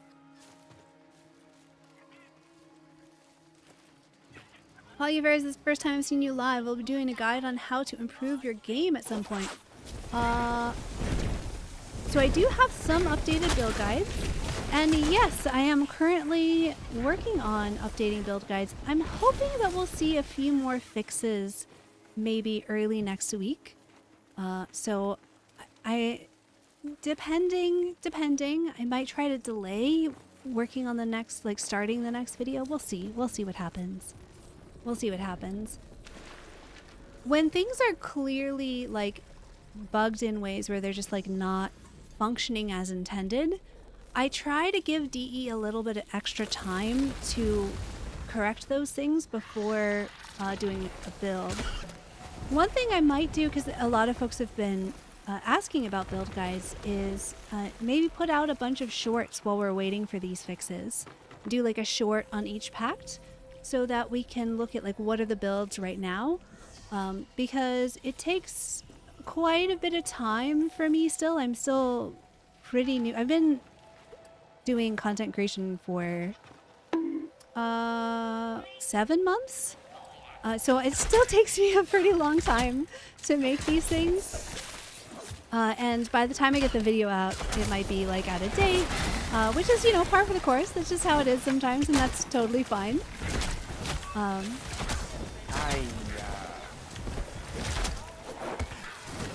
Do you think we'll finally get snow this winter event? Ooh, maybe. That would be cool, right? It had snow on the image. That would be awesome. That would be so cool. Now you're making me hope for that. But yeah, so maybe we'll do some shorts. Maybe we'll do build guide shorts. Is there like a threshold where you think a new player can already go do Koga? If you have Bromeus, you can do Koga. Bromeus is very, very, very strong right now. Bromeus is very strong. You go to Thrice Bound Impid. Thank you so much. Oh. Someone's aggroed something. What did it be aggro? Oh, we had the aggro music. Let's go down here. I want to do this. There's a thing we have to shoot up here. I think, yeah. There it is. You want to go to Thricebound Impid and farm the Mockery armor set. And you want to get the Arbearer's helm from Kabocha. Because you need those armor pieces, and then you just like put on as much armor as you can, as many defense totems as you can, and then you can go do Koga. I think that's for solo Koga. Oshelda might be a little bit easier than doing Bromeus if you don't have top tier gear. In fact, let me show you what I mean by that. Alright. Forgive me just a moment, team, as I go answer questions. This is the reality of teaming up with me for Koga. To get your maxed out armor, you need this chest piece, or the Orangal chest piece also works. They have the same stats. Ooh, why is my armor so low right now? Oh, from the Koga, probably. You want Mockery bottoms. You want the Arbearer's mask. And then you want to equip defense totems that give you as much armor as possible. So if I were running Bromeus, I would probably want to run the deer instead, because that gives me a higher number, right? And that's going to increase my total armor value, which is then going to increase my damage output. So certain weapons and runes that allow you to equip double defense totems are going to give you even higher numbers. And that's just going to increase your rump thump damage. But Bromeus does pretty well. Herb says this way. We're looking for the boss in here. Oh, that's right. There's you can hop across now, and there's a room full of chesty bits. Well, usually there is. Oh yeah, here we go. You go across, then you go over here. Ooh, that's right. Spiders can be smited now. That's nice. So, yeah, I mean, I think probably the easiest build for solo Koga is going to be Oshelda, because Oshelda, that little crystal goes in here. Oh, you're on your way. I'm just impatient. I'm sorry. The Oshelda has Elder Bloom, which is just so strong of a heal, and then you can take Vernal Pool, and there are plenty of sources of water where you can get your cooldown reduction. So I think Oshelda is probably like the easiest, especially if you don't have high level armor and totems. Then Oshelda is probably your best bet for Koga. But otherwise, Bromeus is just so strong. What is my graphic config? This is what it is.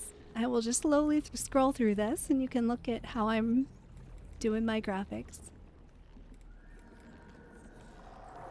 I have played around with it a bunch to get a sense of like what gave me the best results on my PC. Is this perfectly optimized? I honestly don't know. This is what looked the best to me. And what did not make my computer want to die. I tried having this higher, and my PC was like, no thank you. We hate that. So we keep it where it is now. I saw they fixed some things. So did volumetric wind get fixed? That's a great question. I don't know. It was only bugging for me when I was client anyway, so I would have to be a client instead of a host to be able to test it out. But I will test that and take a look and see if it is still buggy. Okay. Have we found the boss room?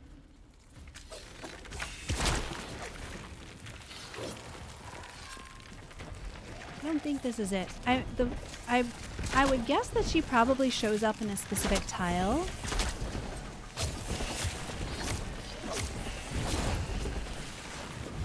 Will I do a guide on how to do the boss I'm currently doing? We could do a Koga guide. Absolutely. Where is It's great that I like procced open a thing and then couldn't loot it. Good job, me. I have found this boss once before.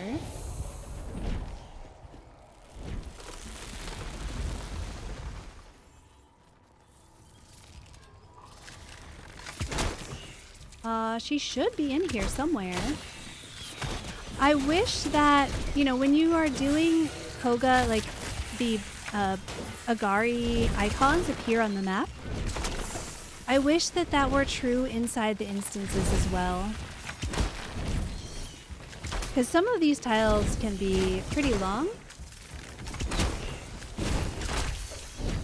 And it sure would be nice if we could know which way to go. Oh, this looks like the tile. This looks like the tile. Is this it? I think this is the tile. Yeah, there she is. There she is. There's our Neithan's Agari. It's always in this tile that she spawns.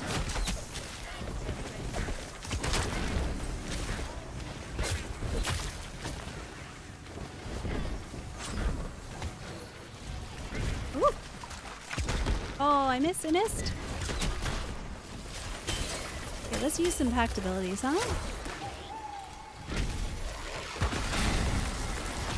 Oh, hello, swap please. Yeah, it's not doing a ton of damage because I'm in all grace, but my bow is doing more damage, so that's nice. If I get the rune drop again, you're gonna try. No, Cammy, but you got your rune. It's fine, you have it now. Where is her head hitbox? Well, can you not? Is it just on her face? I don't think it is. Is it on the glow on her back?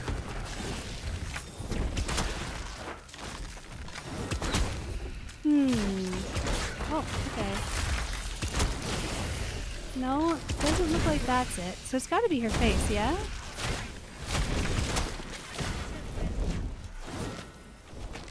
Where'd she go? Oh, she's dead. No, is she dead? She's dead. Let's find out. I didn't get it again. Cammy doesn't have to cry. Headless spider. I mean, it could be just that I missed every headshot. Like, that is definitely possible. I definitely felt like I was hitting some of those shots, but...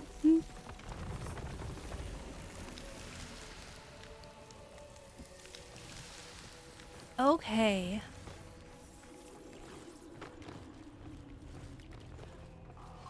So yeah, you can run Koga in whatever build you want, and it's gonna be fine. Is it gonna be as strong as running on a full courage Bromeus with max armor? No.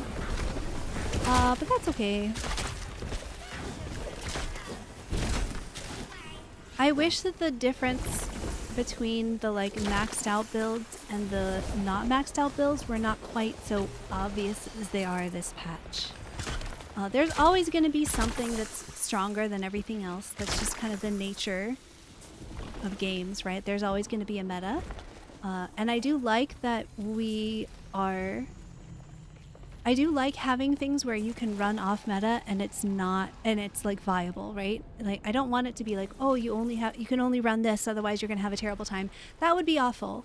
That would be awful. And if we're going to err on the side of like one way or the other, I would much rather that things in meta be too easy and things in off meta still be fun and playable. However, it sure would be better if the meta weren't so overpowered compared to off meta. Wraithlord, I agree completely. Only one meta is not super fun. I would love for meta to have a lot of variety. I am absolutely on board with that. So yeah, I mean, there's still, at least we still have a ton of fun things that we can play while DE is figuring out how to handle this. I mean, so Wraithlord, that is kind of like the situation we're in right now, where meta's builds are just like crazy. Like I just one shot the Nell Knight on my Bromeus, right? However,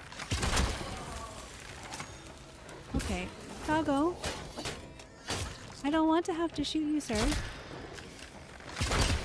Be free. Is that an issue of Bromeus being too strong, or is that an issue of the Koga bosses being too weak? I don't know. I don't know. I think that there are things to look into there. Pope Pope, thank you for the sub. Ooh. I just walked into a bunch of enemies. I am, like, given that I'm sitting here now playing like a full gray Sarin and, you know, doing fine. I'm still in Koga. I'm tempted to say, like, the issue is, you know, primarily that Bromeus is too strong. Can I please have my finisher? Come on. I'm gonna need my smite rock. Thank you. I think, like, this is too strong. This is silly. Right? I'm about to finisher my way through this entire crowd. This is too strong. So I would prefer to see the off-meta stuff remain as viable as it is, and then have stuff like this maybe be less broken than this. Alright, we need to kill the healer. Just gonna finish our way over to the healer. Okay, and now I can kill you. And finisher you again. Finisher you again. And finisher you again. And almost. And there we go. So yeah, this is Ash. This is Ash. Like, this is a little broken. This is a little too strong. There should be a maximum duration for this, or it should, you know, actually proc on finisher kill and not on, like, literally every finisher. I'm almost at 1 mil Drax, yeah. I just played this game a lot.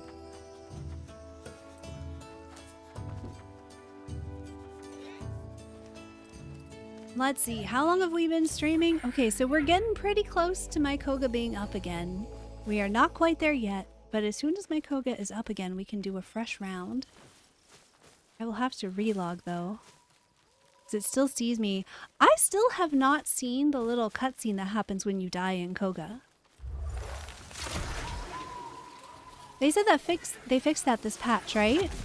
So if I die, it should properly take me out of Koga. Thank you. Oh, give me the smite. Give me the smite. Sympathy is still proccing. That's crazy. Sympathy is so strong.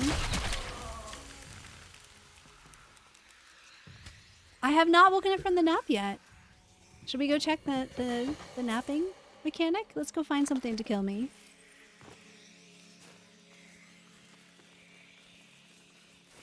I still don't hear the wake up. Oh, it's like if you, I think if you enter your info, if you enter your username and password and then don't log in right away, it'll play this little sound.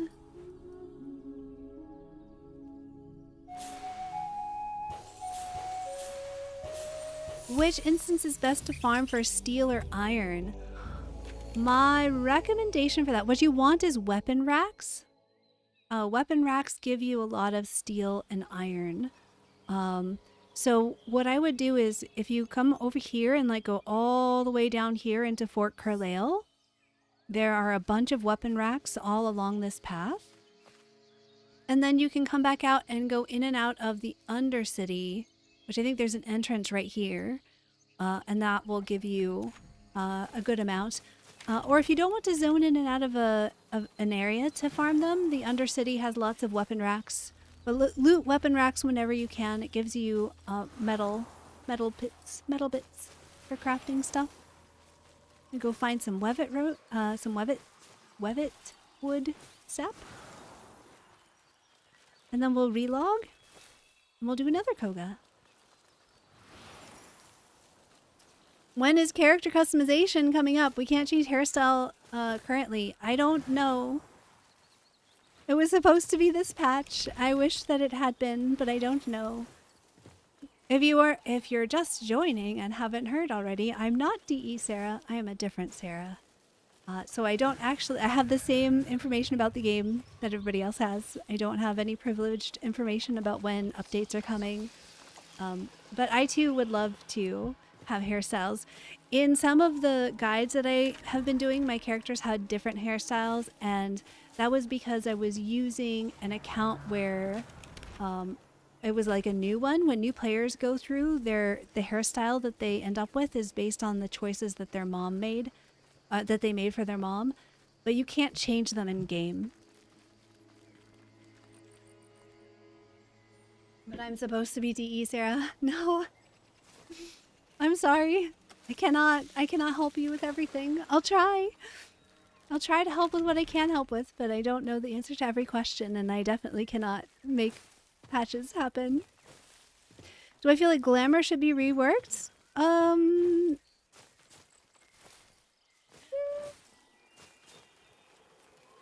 don't know. I think having glamour, like being able to finisher more types of enemies when you're in glamour might be a good idea.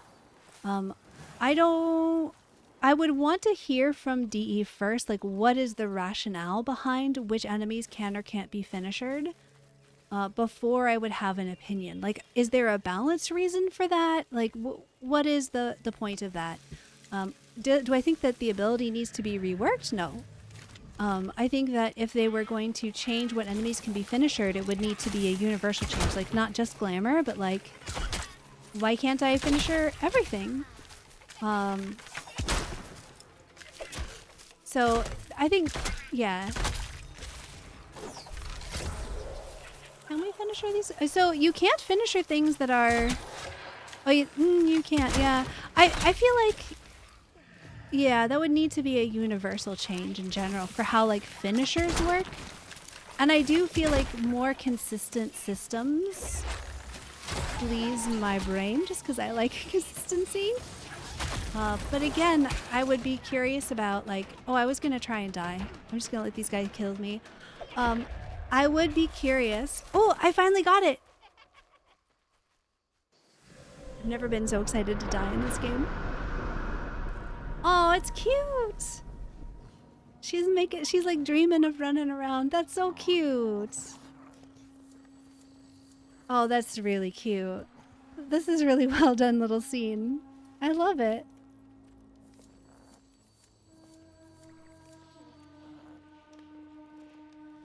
Yeah, I think that being able to have more consistent finishers in general would be good.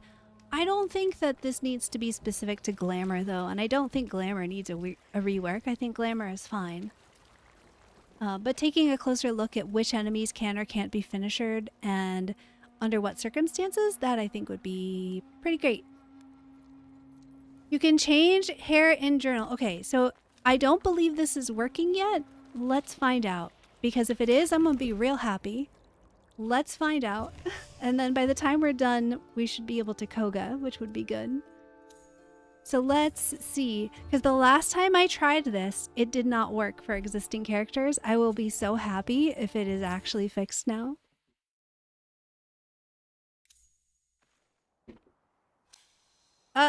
Okay. It wants me to go into Nightfold. Oh, it teleported me here. Okay, sure. Hello? There we go. There we go. What's the best build for starter? You have Sarin and Wild Sarin. We can talk about Sarin builds, absolutely. Yeah, last patch the hair changes were not sticking, but I haven't tried since the latest hotfix, so I'm happy to try now. We'll find out. We'll find out. We're not gonna watch the whole cutscene though. I remember her face. So Like fallen snow, I want this hairstyle because I like how this ends up looking in game. And oh, her But if maybe if it's recognizing it as the same.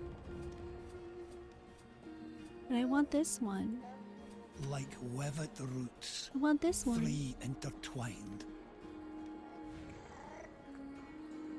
Like night black Let's see. feathers If it works, someone will be o'er so her happy. eyes.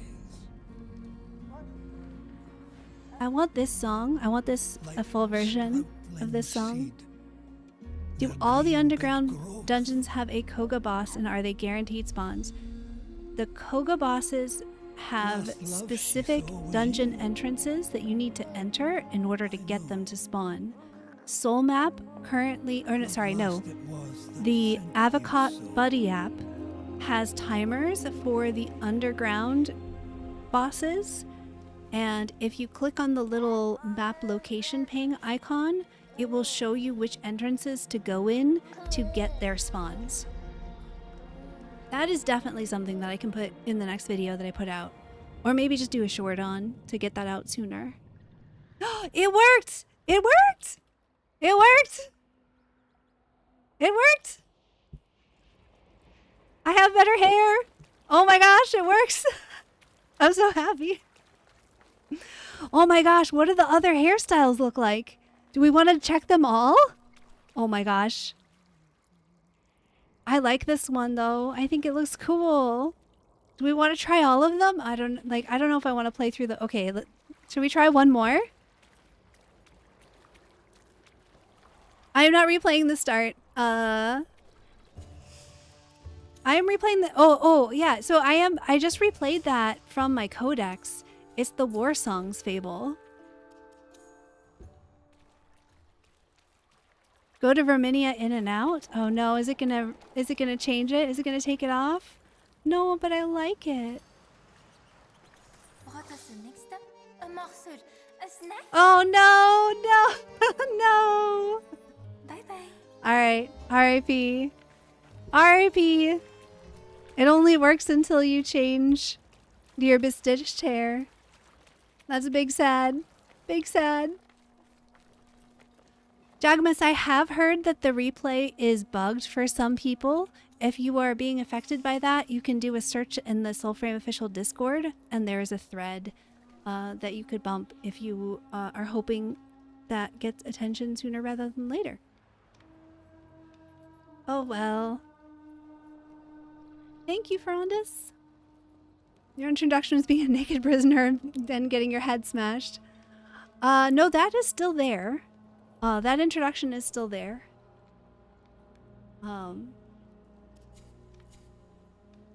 That introduction is still part of it. Right, just now I was not starting a new character. I was just replaying the character customization portion to see if it was fixed so that your hairstyle will actually change.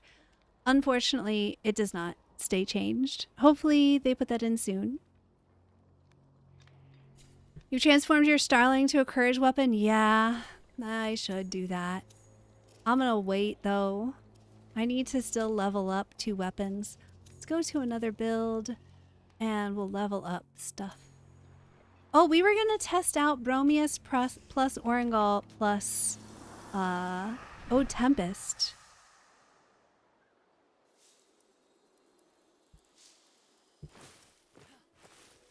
Can you play with a friend right away when you start? Yes, you can. You can play with a friend right from the first moment that you enter the game.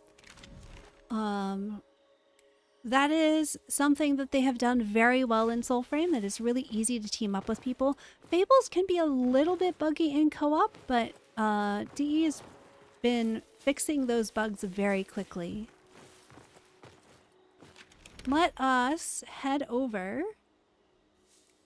and take a quick peek. Oh, I don't think we're gonna see if my Koga is back up until I'm actually in Koga. Is this game out yet, or where are we at? The game is in pre-alpha. If you watch my stream on Twitch or any Soulframe stream on Twitch this weekend for 30 minutes, you can get an access code to play it. You can become a founder if you want to support the development of the game, and then you get access through your founders pack. But it will be free to play when it fully launches. But right now, because it's in pre-alpha, it has limited access, although that it's less and less limited every month, I feel like, which is a good thing for the game. And you're going to keep all your progress when it launches. There's not going to be any more account wipes. So you can play now, and you'll still get to keep progress. Do you know if I purchased the single character on the website that I can play the game? Yes, if you purchase any of the Founders Packs on the website, you will get access to the game. And if you change your mind later and decide you want to like upgrade, they will discount the cost of what you've already bought out of the Paragon pack. But you don't have to. You'll get access, and then you also get access codes for friends if you want to become a founder. Would it be okay if you share your shared founders codes? Absolutely. Although again, there are Twitch drops, so you can also just watch Twitch. How many characters / packs? You only get one envoy. You get one character per account. How many packs are there? Technically 11, practically 8.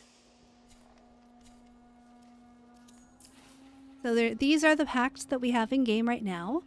But Sarin and Wild Sarin, the wilds are kind of like primes in Warframe, right? They're like roughly equivalent. That is correct. It's $40 for the founders packages. And again, it's not the cost of the game. This part, I feel like DE could have been more loud about. Soulframe is free to play. You can choose to, you can get an access code through watching a dev stream, through a giveaway, through like codes. And oh my goodness, thank you so much for the raids.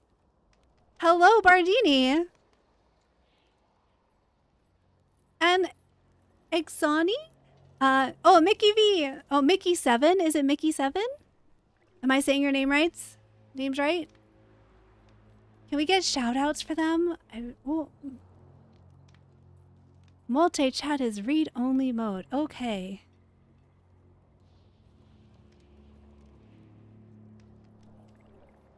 I said it correctly. Yay. Thank you. All right, let me do some shout outs here.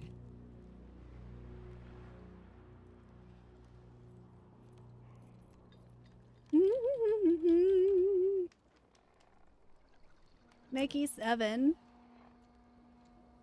Oh, I typed it wrong.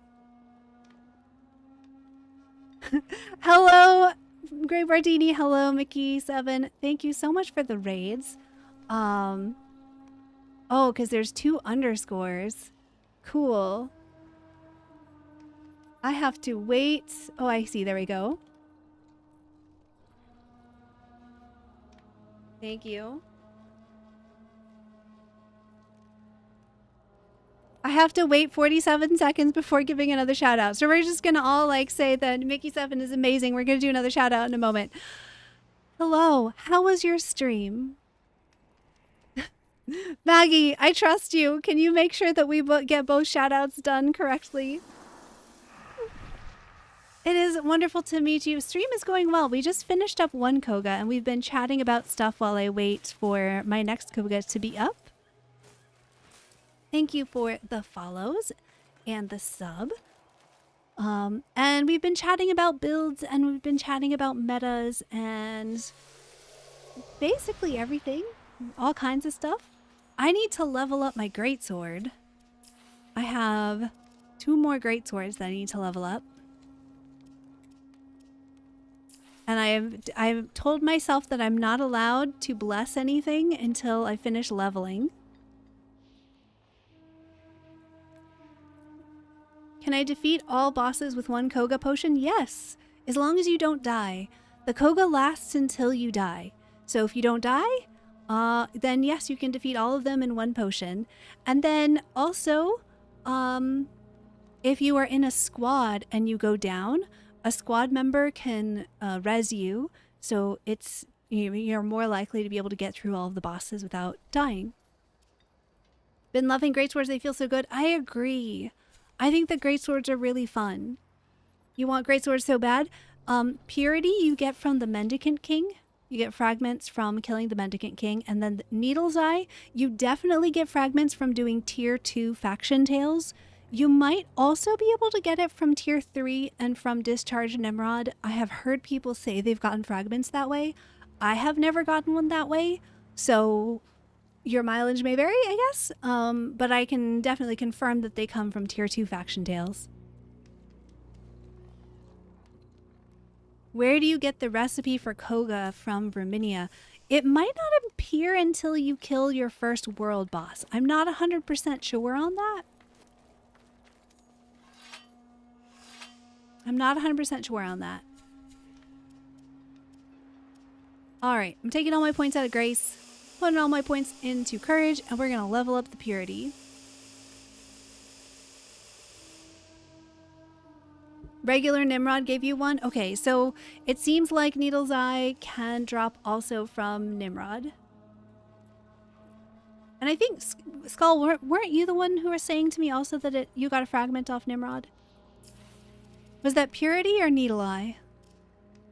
But these ones both you can get through the game for free. You don't have to be a founder to get a greatsword. You get this specific greatsword from being a founder. But yeah, so I'm not allowed to bless anything until I finish leveling up my greatsword. And listen, squirrels on greatswords, so good. They make them feel so much better to play. They just need that little bit of extra attack speed to feel comfortable for me. But this definitely changed my opinion on greatswords. For sure. I think I want to run fly blades with this. Oh, that's so much smite. And so much smite. You're crazy, Thrice Burns. Wow. Just did a Wazir chair, got Archstorm. Awesome. Archstorm is a good one. It is a very, very fun rune to play with. Alright, so in like 7 minutes, Twitch is going to make me do another ad break. And then after the ad break, we'll do another Koga run. And I will invite some folks and we'll do a Koga together. Let's see. Did my last Koga finish cooking? And do I need another one? Let's find out. Other than aesthetics, what's the difference between a cell and Odiac? Let's go take a look. That is a great question. Curing in progress. You can only brew one Koga. Oh, it's done in 1 minute. Great. Great. Let's go find out. Koga is... Wait, is Koga 2-hour respawn or 3-hour respawn? Now I can't remember. I can't remember now. I think it's 3 hours, right? Yeah, so actually my Koga is not ready. I would need somebody else to host, or we can wait for hour 3. I'll run one in hour 3.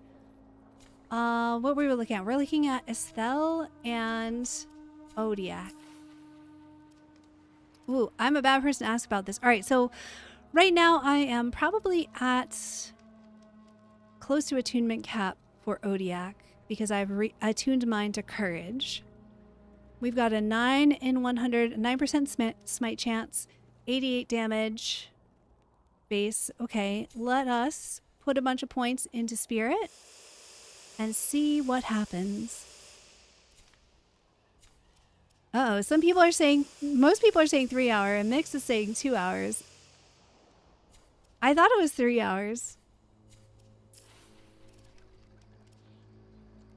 So Estelle has like slightly higher damage by a tiny bit. It might be more than I'm showing because I don't actually know if I'm at a attunement cap. Let's find out. Am I at attunement cap for Estelle? Let's see. I was. So slightly higher damage than Odiac. But otherwise they're pretty similar. Pretty similar. I like that though because it means that I can have them attuned to different virtues and then I can run them with different builds. Like I think that that's very happy. I just rebrewed a Koga after our run in it too. It takes 2 hours to brew the potion, but the bosses need 3 hours to respawn. And so I was wondering how soon will they respawn. So I don't think my Koga bosses are up yet. But now here's the next question. This might be risky to ask, but it might be a fun thing to find out. If I'm not hosting the squad, but I drink the potion, will the world boss spawns be my spawns because I drank the potion, or will they be the host spawns because they're the host of the party? Like, do we go into my Koga because I drank it? If it's the hosts, then I can run another one right now as long as someone else is hosting the group. But I don't know for sure how that works. Okay. What are we gonna run? Do we want to test Ode Tempest with Bromeus and Orangal? I kind of do want to. Well, we've got 3 minutes, and then that's great because I need a bathroom break, but I'm gonna wait so that we can do it while the ads are running. If you kill the bosses and after you drink the potion, do they respawn? I feel like I have tested before that the normal Agari are on separate timers than the world boss Agari. However, I would make sure that I am out of range of a boss spawn before I do that, just in case. Right? Like, I'd go to an area on the map where you can't see them. I wouldn't want to waste my Koga potion on that. All right, we've got everything. We've got everything. We've got everything. And I'll put on Tempest so we can talk about what's up with Tempest. Let's see, how have we built Tempest? This is fine. Let's try this. You used to want an even split for Ode Tempest of courage and spirit. I am gonna guess that's probably not true anymore. You probably just want courage now. I wish there is a spirit bow. Me too, friend. I used a blessed joinery to make my juniper a spirit bow. Made me very happy. Works out great.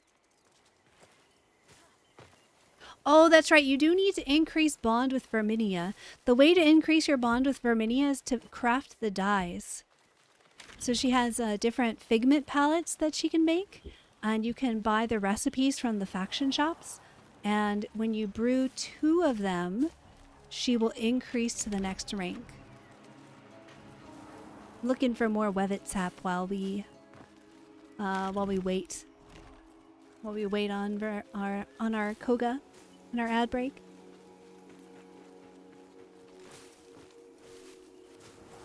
Let's see.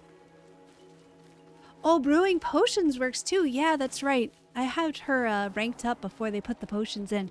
But there's also virtue potions that you can use to boost your virtues. So you could increase your rank with Verminia by crafting those. Is there a golden version of every totem? No. The rarity is determined by the grip type. So, for example, grip type is basically what they're calling weapon types. So, for example, on Greatsword, the deer is always going to be uncommon. It's always going to be purple. What does deer have that's rare? And then this is always going to be... Ooh. Parries remove 31 armor. What? No, heavy attacks remove armor. That's also good. Beaver friend, you're great. I just got this one. Let's play with it.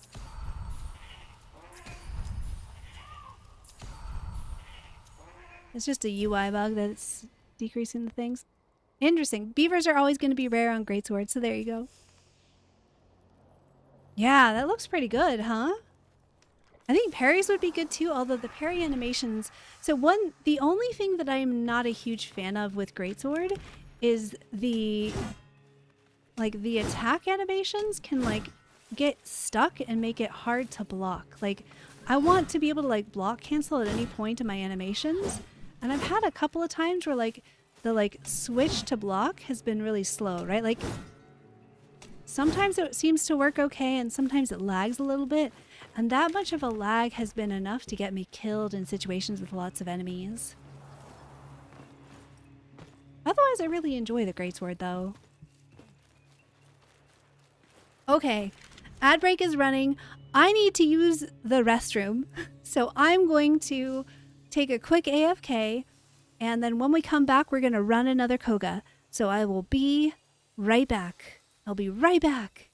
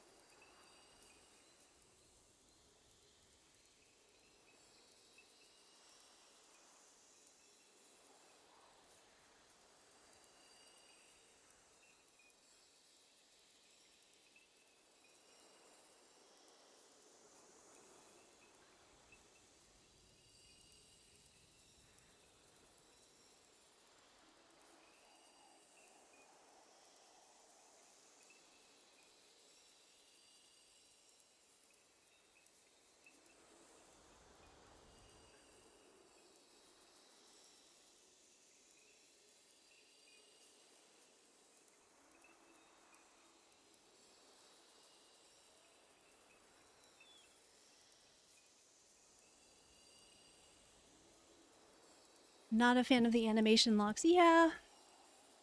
I'm more okay with them now than I was before they did the camera changes. The camera changes have done a lot to just make me generally happier with the game. I think 90% of my issue previously with animations and cancels and locks and such was just the camera being stuck. And so now that that's not an issue, I'm having such a better time with so many things. The animation locks are still tough. I think that I would be okay with them if we could like dodge cancel and just like not have the ability go off. Oh my gosh, I totally played that terribly. Soulframe won't let me replay war songs. Is there something I'm doing wrong?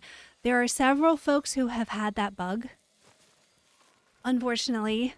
So hopefully it will get fixed. If I were to hazard a guess, I do not work for DE. I don't know for sure, but my guess would be that they're going to fix it whenever they fix the cosmetics. They're working on fixing cosmetics on like the hairstyles and stuff. I don't know if you could hear me during the ad break, but if you can, there's the announcement. Oh my goodness. Hello. Thank you so much for the raid. The lesbian trout, I love it. Thank you so much. Let's give you a shout out. Oh, look at that. My mods are incredible. Thank you. Type faster than I do. Thank you so much for the raid. How was your stream?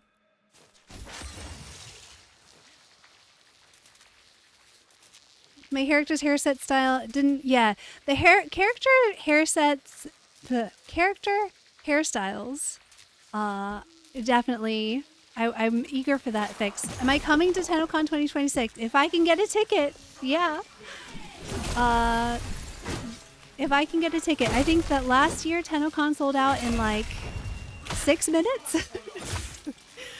But I have secured what I can secure for now in terms of like accommodations to make sure that if I can get a ticket, I will absolutely be going. I'ma try. Didn't know you had a Twitch. Oh, hello. Yes, I have both. We're doing all the things. Is why achieve when you can overachieve? Oh no.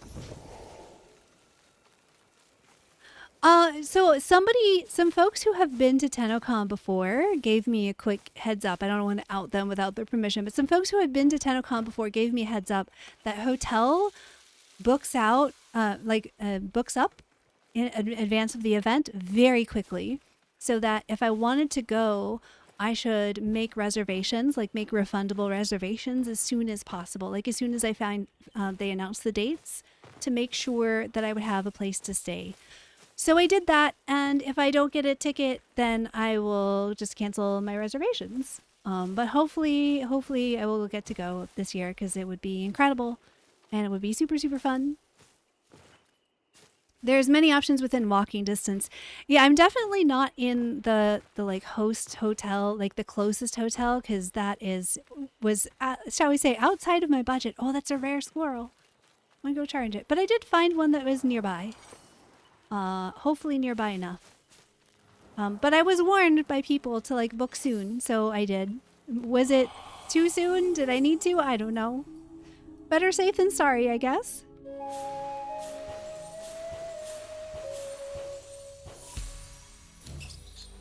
Hopefully I get to be a soul frame creator and DE can reserve you a ticket. That would be pretty awesome. That would be really, really cool. I have not heard... Oh, this is another question that I've gotten. I have not heard anything about a soul frame creator program. I don't know if they're going to do a soul frame and warframe creator programs separately. I don't know if they're going to have all the same. Like, I don't know anything about that. And I would assume that they would, like, make an announcement or something. I don't know. So if folks, if you want to DM me questions about the Soulframe Creator Program, to my knowledge, there isn't one. It's possible that it exists and I'm just not in it. But I don't know. I'm sorry. I don't have any information about that. You definitely make it into the creator program, then no worry about. Well, thank you so much. I'm really glad that you enjoy the content. I try not to make any assumptions about anything because I want to make sure, I don't know, because I think it's just my like philosophy of how to work is like I just focus on making the kind of content that I will be happy about regardless of the outcome, and doing my best by the community that I'm a part of, and trying to, yeah, I don't know, like do my thing and enjoy it, enjoy the ride, right? Yeah, keep doing me. That's it. Keep doing you like that. And yeah. Hopefully, would it be amazing? Heck yeah. It would be crazy. It would be awesome, but we'll see. I do not regret getting the Orangol bundle with the armor. It's a nice boost in defensive stats to start. Orangol bundle. Are you thinking Tethrin? Like one of the wild packs? Ooh, I aggroed a bunch of things. Because Orangol is a Fable set, I think. Orangol, I think now you buy from one of the factions. I think that's Alka's Children. Capitalism. Oh, that's right. You can buy it from the camel. That's right. I forgot about that. That's right. That is an option, right? If you really, really, really want to go do Koga and you need a higher armor rating for your Bromeus, you could spend arcs on it. The grind is a little bit tough right now, I gotta say.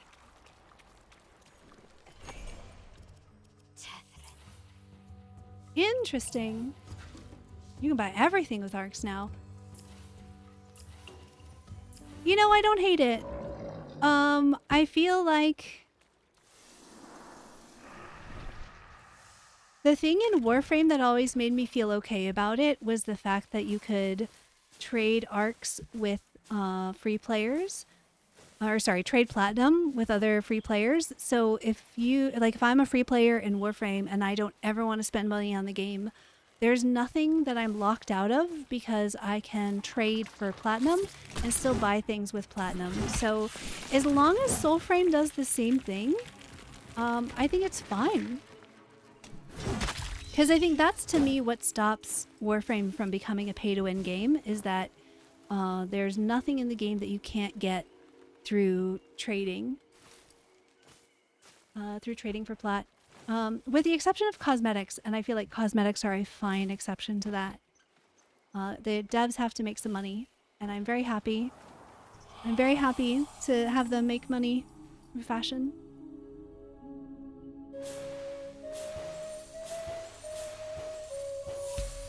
They said they were going to introduce trading. Yes, they did.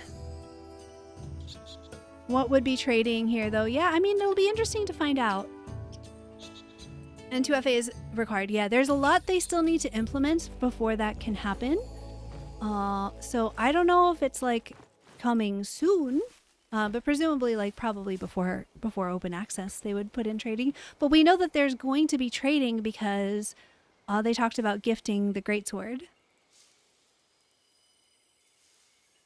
I love that purity is much stronger than the Paragon greatsword.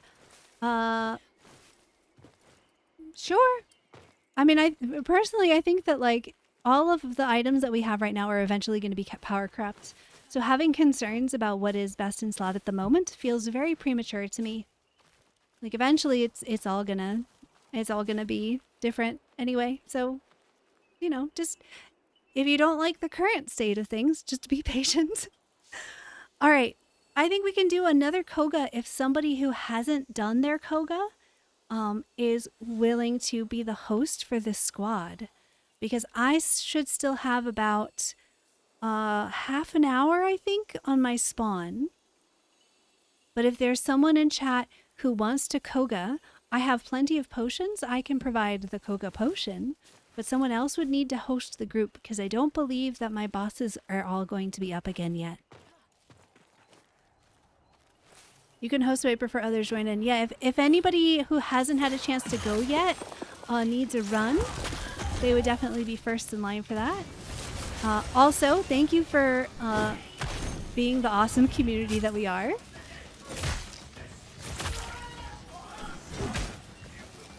Woo! Thank you for the prime sub. Yeah, I mean, like, Tempest is still pretty good, right? I am very curious about how it's gonna work in Koga. It's not the same. It's not the same. I'm very excited about what it's gonna do with Bromeus. I'm so excited about what it's gonna do with Bromeus. Imagine hard mode where you do boss runs and it gets progressively harder. That would be very cool. The bow in this game looks very fun. I really want to play too. I know. If you're watching on Twitch, watch for 30 minutes. Link your Twitch account to your Soulframe account or watch for 30 minutes. Yeah, watch for 30 minutes. And you can get a code and you can play. Koga we're going to do it in just a moment, so you'll get to see it. It is basically like hard mode. You drink a potion and then you get debuffed and the enemies get buffed. And then everything drops special loot. I just used one. Can I just invite you? No, you have to... Did you just kill the bosses on your instance? If you've already used the Koga potion, then you can't invite. Like, once your Koga starts, you can't invite more people to the instance. It locks it as, like, having already begun, so that you can't, like, switch people in and out to abuse it, I guess. So if you've already drank your Koga potion, then you'll have to finish your Koga. Yep. Unfortunate.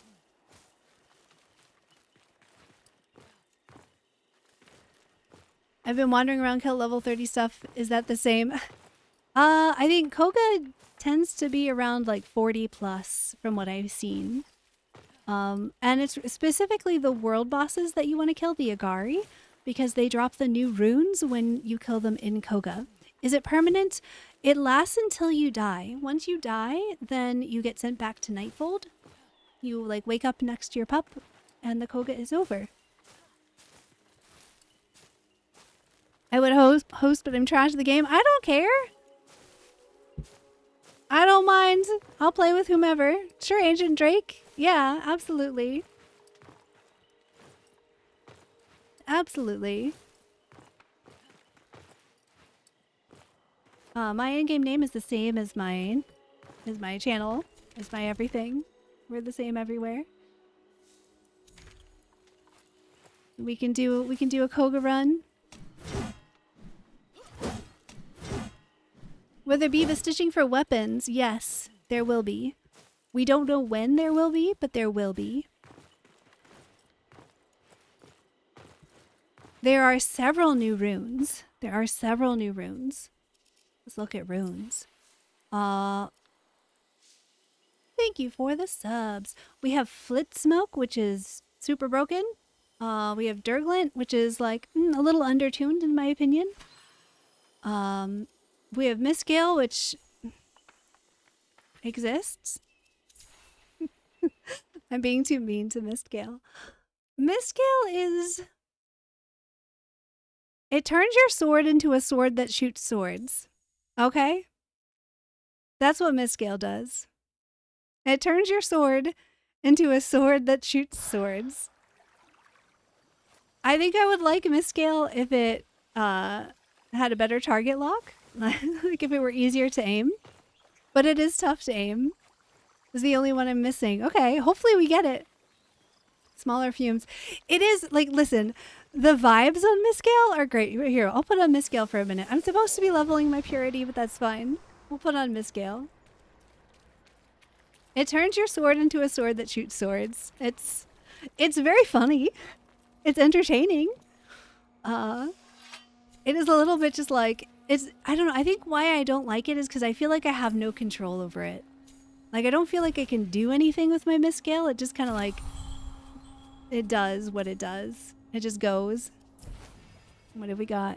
Pulse Smite reduces armor. Smite. Sure, we'll go with this. Just do damage everywhere. See if we can proc. Does anyone else want to come along for this Koga?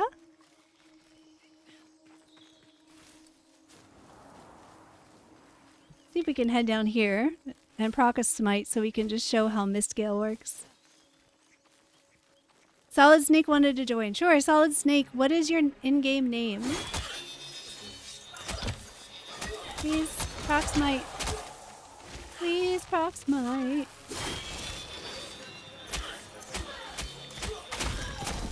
Now I need a smite. Give me a smite. There we go. Alright, so this... It just causes me to like fling little swords everywhere. Oh. Well, yeah.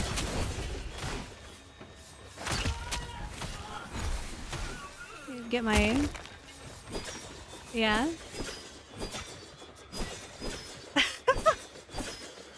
It's just so awkward to aim because like we don't have any way to control our targeting right now, really.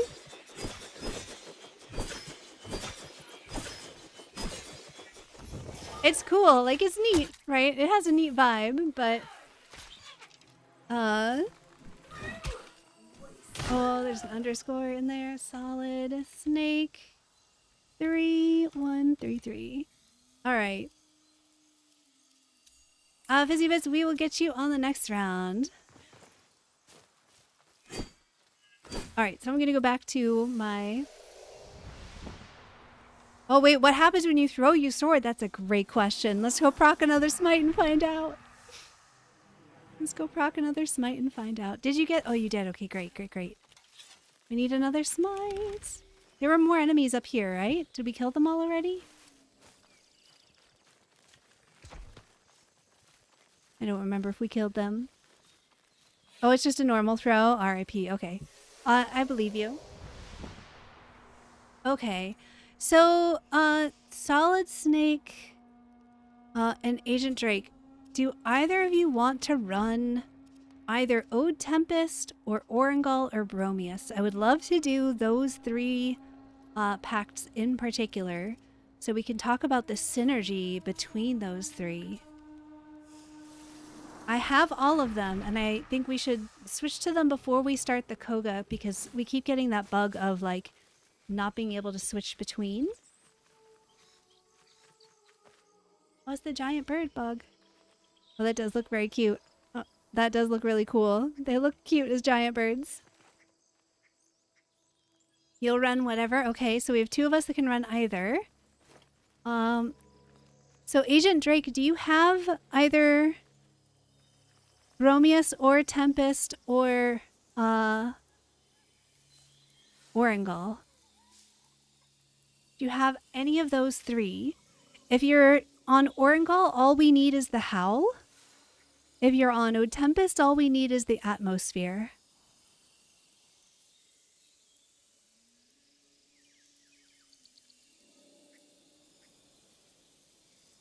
I didn't get them. My teammate did? What did your teammate get?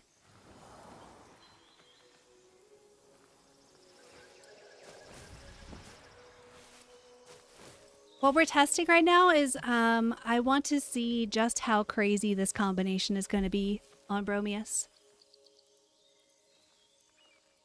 So we need one Orangol, we need one Ode Tempest, and then we need one Bromeus.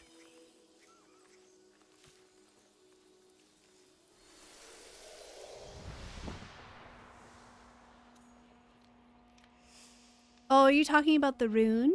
Gotcha. Agent Drake, if you have Ode Tempest, would you mind running that one for us?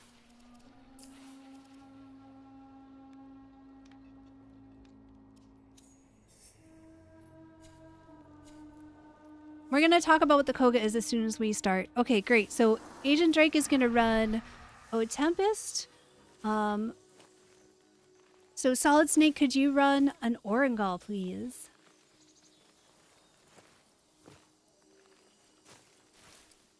And we can do a quick test of this, actually, before we even start the Koga.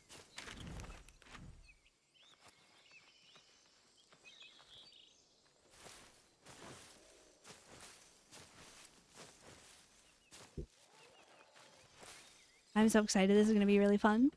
I'm really excited about this. Is it going to be broken? Yeah. Well, probably. So one of the changes they made to Ode Tempest is that the Atmosphere is an armor buff now. And what do we know scales off of armor?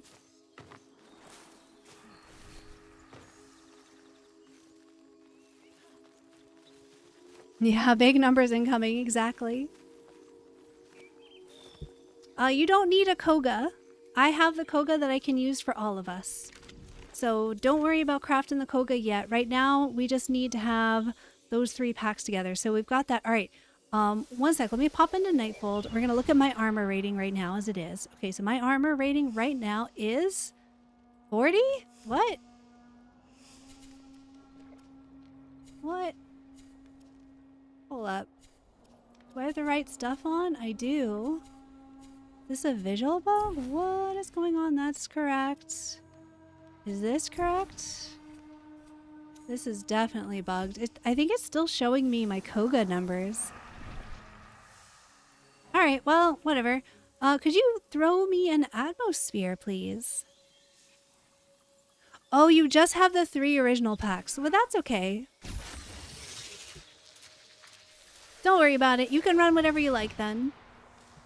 Alright, so now my armor was 40 and it's still showing 40. Well, we'll test it and see what happens. I think my UI might be bugged because of the Koga, because we ran a Koga before. Oh yeah, I might need to relog actually. It could also be a host client thing though, because I did change hosts. Should still see big numbers with Ode's buff. Alright, I'm gonna relog. I'm sorry. If you could just re-invite me to squad after I relog, that would be wonderful. I'm going to relog quick so that we can make sure that these numbers are correct.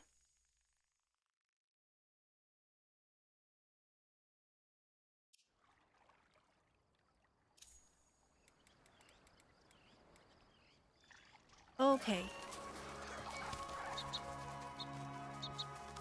Because 40 was what I had before when I had the debuff from the Koga. So let's see. And it should, so in theory, Ode Tempest Atmosphere will buff my armor. And then if you combined that, like if you had the Howl first, and then the Courage buff from Howl is going to buff the like strength of Ode Tempest, and then Ode Tempest is going to buff the armor. Like it's so many stacking buffs, it would be so crazy. It would be so crazy. Alright, so 97. Yes, we are fixed. Relogging was key. I am ready for an invite. So in theory, what we would be doing if we could get all 3 of these packs into the same squad is we would have first the person on Orengal would howl, because that's going to double courage for everyone in squad. Then once the howl is up, the person on Ode Tempest would cast Atmosphere, which would be buffed by the howl, so the Atmosphere will give even more armor. Then the person on Bromeus, while both the Atmosphere and the howl are active, would then cast Song of Growth, which would then be stronger because of the howl courage buff. And also, it's going to increase the armor. So here you would end up with some like absolutely nutty armor number. All right, let's test this again. Can you give me another Atmosphere, please? All right, let's see. You've noticed it in parties before. So it could be just a host-client thing. In which case we wouldn't see the numbers right now anyway. That's okay. I can test them later on. Yeah, it's just a host party thing. Oh well. It's just visual in that case. The performance will still be fine. Okay.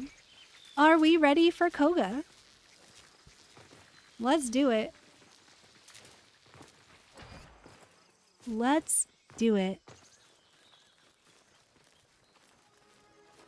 No buff stack more than once. Yeah, unfortunately, the howl won't even refresh itself right now. It's one of the big issues with like why you actually really don't want to run Spirit on Orengal this patch, because your wolf's survivability depends on the heal over time from howl, and if it runs out and you accidentally recast it too soon, you're nerfing yourself. It's much more punishing than it was last patch because of how the wolf healing works.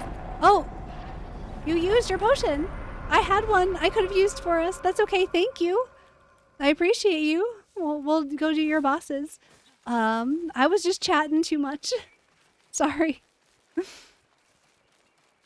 All right. So that potion that you just saw him drink, that's the Cogah. That is the Koga we were talking about that brings you into this hard mode. It's why the sky turns red. It's why I have those little red icons in the bottom left of my screen. It means that we are in hard mode now. So you drink that potion and it sends you into this like challenge version of the game. Yeah, and then I will cast my Song of Growth after Atmosphere is up because I want to double the armor after I get that buff. I am ready when you are. Let's go. And that is actually going to increase armor for everyone in squad.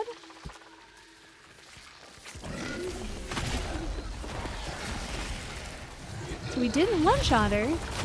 How close did we get? We got close enough that she's already dead.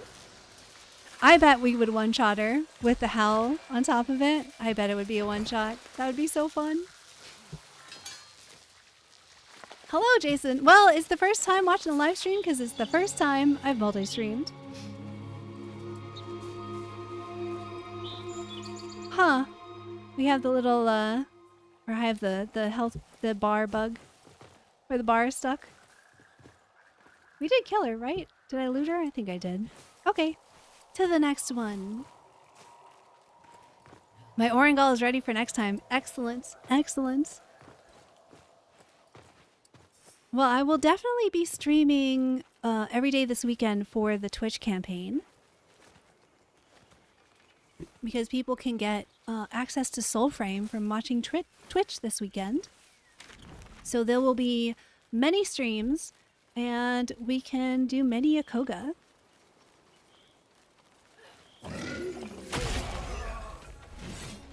When Bromeus first came out, I used to love the like leap into the air thing for like the big jump. And now I cancel it almost every time. I'm like so over the length of it. If you ever needed your Tessin me up, I've got all items and packs. Absolutely. Thank you. Also, in my Discord, I will sometimes coordinate testing for folks. It's usually like my first place to go to is I'll ask who's around in my Discord server for testing stuff. Woo! Yeah, I feel like the dodge is just like maybe like half a second slow on Greatsword.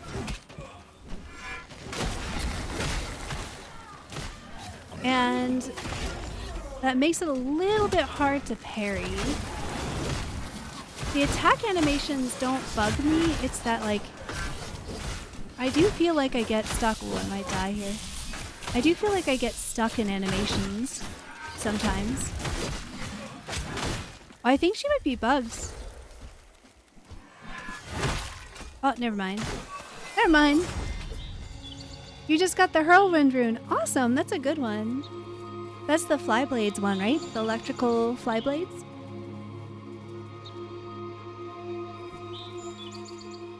Does anyone know how much courage you should have for non-courage builds? You don't need any? If you're running a non-courage build, you don't need courage. So the way that virtues work are they do basically two things. The thing that they actually do well right now is they scale weapon damage. So each weapon is attuned to a virtue. You can see it on like the info. So Vetch says attunement and it has the two little courage symbols. Unsula is attuned to grace. So you're going to want to raise whichever virtue your weapon is attuned to get more weapon damage. The other thing that virtues do is they scale pact arcanics, but they do it not very well at the moment. It just needs some tuning. In theory, the concept is supposed to be that spirit increases duration, grace increases range, and courage increases strength. And at the moment, this strength scaling is just a little bit more powerful than any of the other ones. Honestly, I just wouldn't worry about the virtue scaling for pact arcanics right now. I would look at your weapon attunement and go off that. And then if you get to a point where you're hitting attunement caps for your weapons, then you can go ahead and start putting points into courage for more ability damage.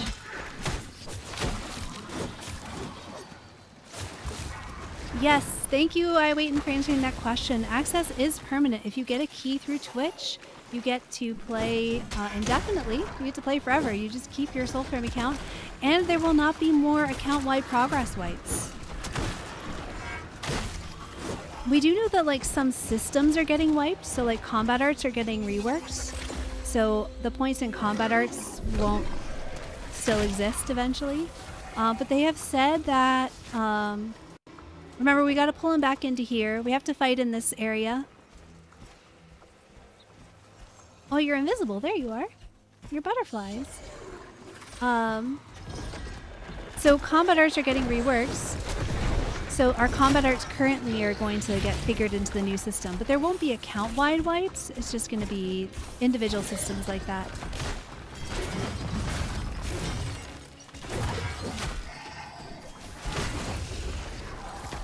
No, give me the smite. Yeah, there we go.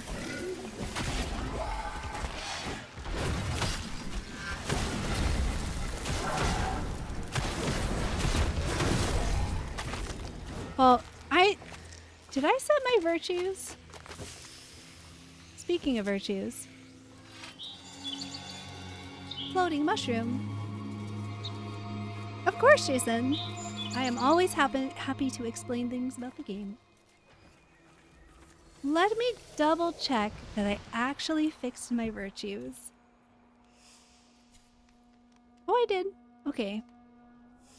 I think this armor bug might not be just visual, because I'm not doing as much damage as I should be with my rub thumps. Alright, let's do it. You still didn't get the rune. Oh no. We can try and find more of the like instance Agari. I'll actually go look up where they are. I'll actually go look up their locations. See if I can find them. They're all on the other side of the map though, so we gotta go through these guys first. A lot of armor bugs happen when you're not host. Yeah. So my guess is that I'm just not getting full armor values at the moment. So that's okay. It does mean though that when I am testing Bromeus for doing like build guides, it should make sure I am the host.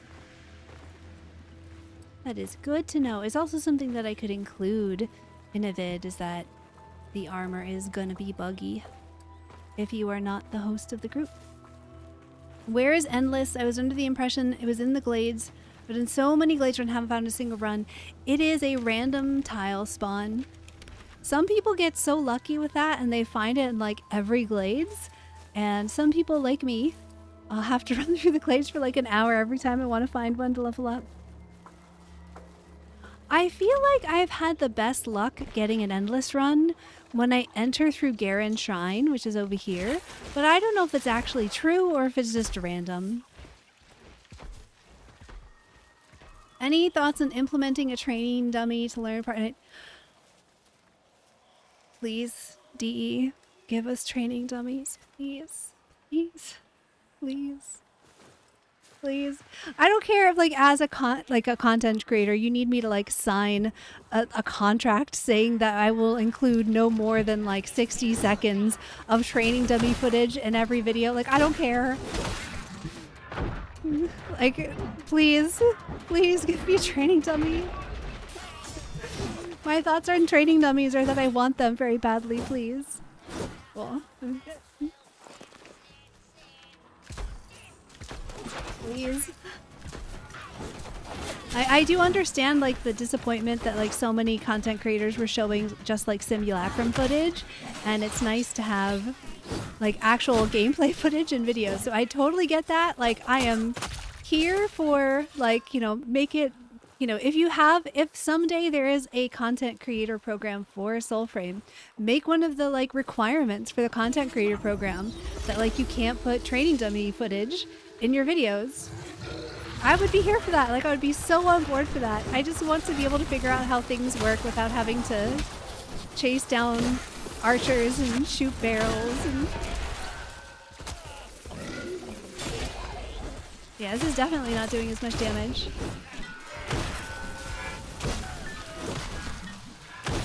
Interesting. That's kind of wild.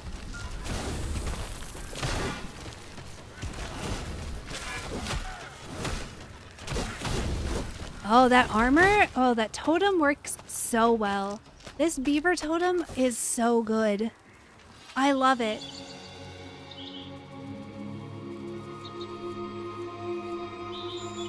Where did I say to enter?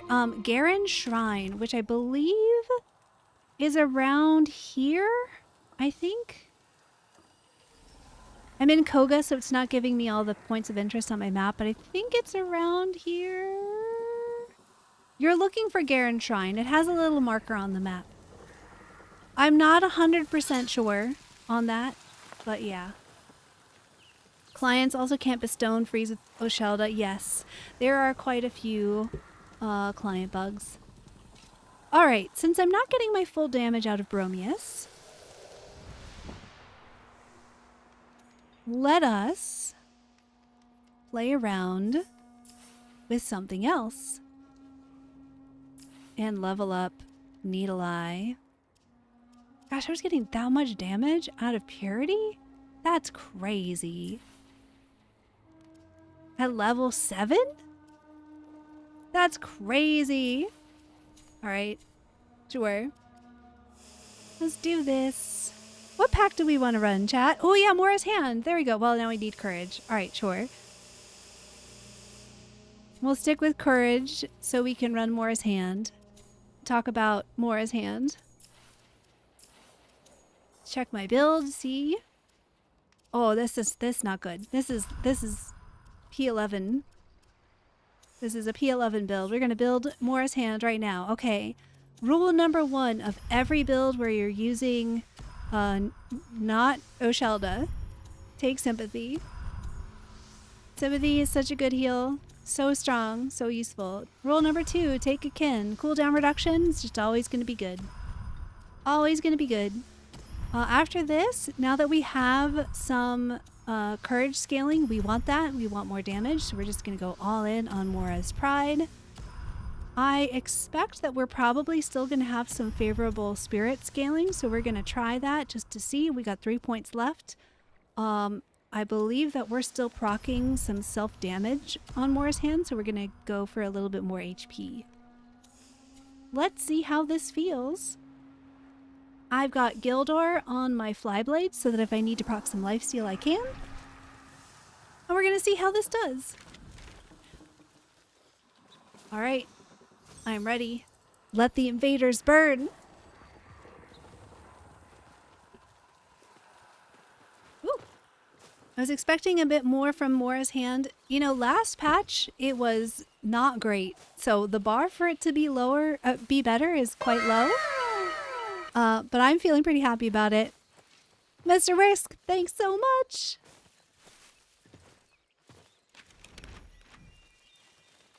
Passive's not good on Mora. I haven't tested them in P12, so I don't know for sure. I guess I could have done that instead of doing Spirit.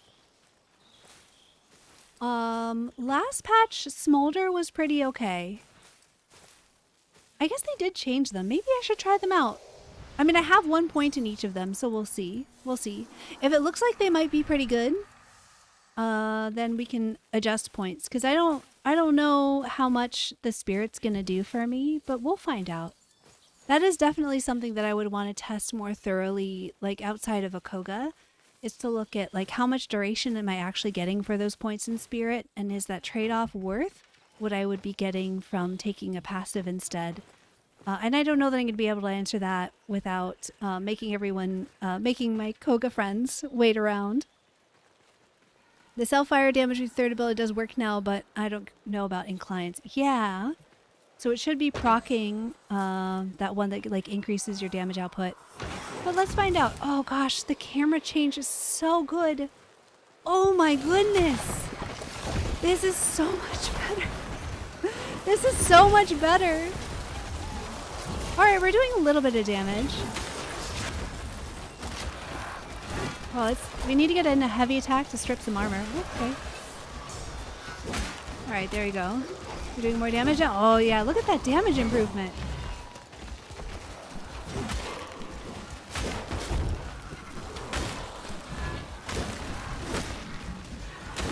Oh, why are we switching targets, game? Why are we switching targets? Woo! Okay. Go, Gildar, go! Oh, I'm gonna hold like 1 point of damage.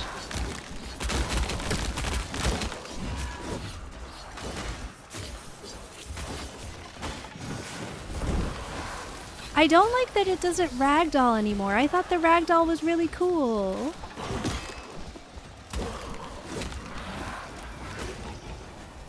I miss the ragdoll.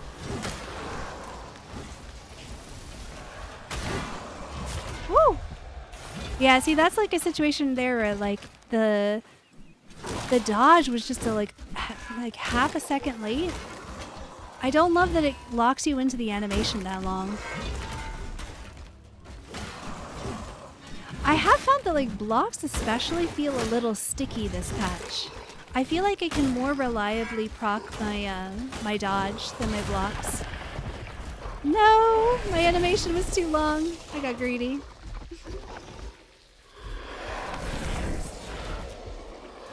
Oh, Agent Drake, if you die, we're all died. Don't die. Can you pick me up? Oh, he's almost dead. Yeah, kill him first. Kill him, kill him, kill him. Thank you. Started the game recently, enjoying your videos. Thank you so much.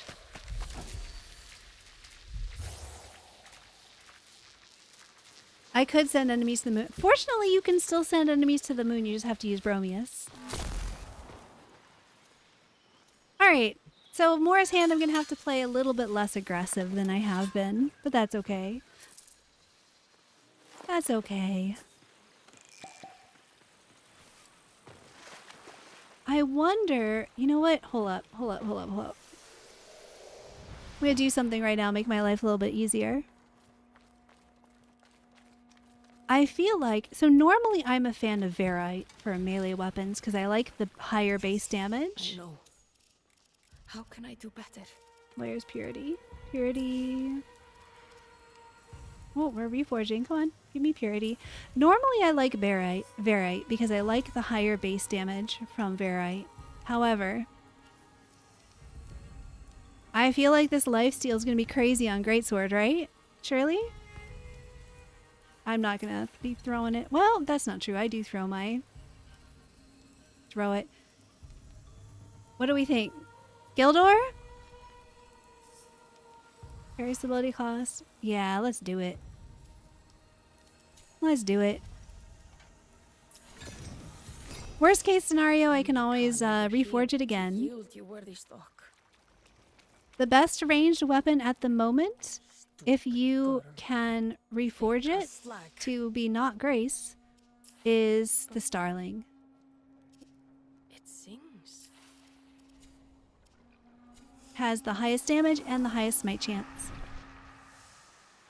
How do you unlock Purity? You get Purity as a drop from the... Oh, why do I have Rift? You get Purity as a drop from the Mendicant King. There we go. It's a reforge bug. Woo! I don't... the drop tables can change pretty quickly from patch to patch. Soulframe Plus has pretty up-to-date drop tables. And the wiki usually updates pretty quickly. After every patch, LV Mine is like going crazy updating Soulframe Plus with like the latest stuff. So that's kind of my go-to aside from the patch notes. Does that proc lifesteal on any attack? Yes, the Guild War does. And Guild War, you definitely need weapons that hit pretty hard to notice that that change. So my Needle's Eye I will probably put Verite on. I feel like that one would be better for Verite. But things that are courage attuned are great for Guild War because you can also buff them with Tessin. And then if you have like a fully stacked Tessin, and then you, like a fully stacked Fellust weapon, and then you proc your Guild War lifesteal, crazy. Crazy.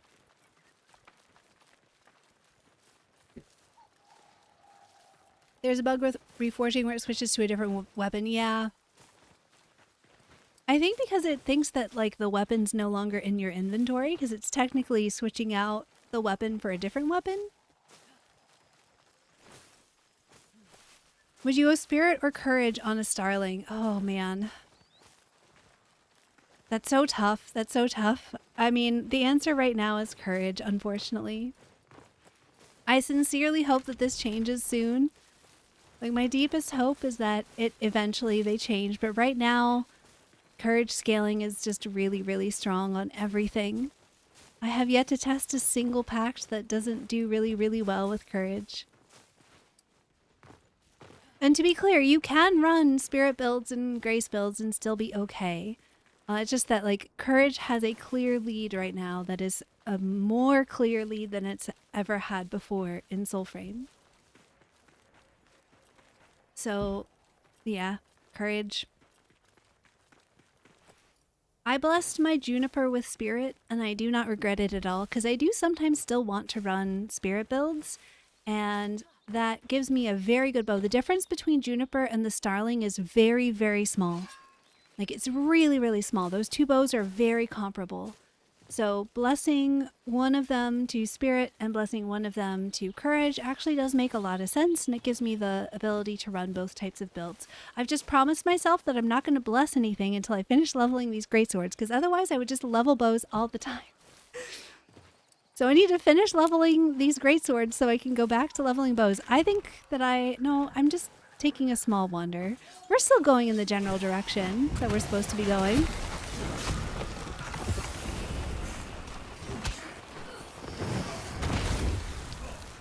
Yeah, I mean, this is not like huge damage, but you know, it's damage. I think it would be really cool if like Mora's hand had some kind of like synergy when you're running Everflame. That would be pretty neat. Where are ya? There you are.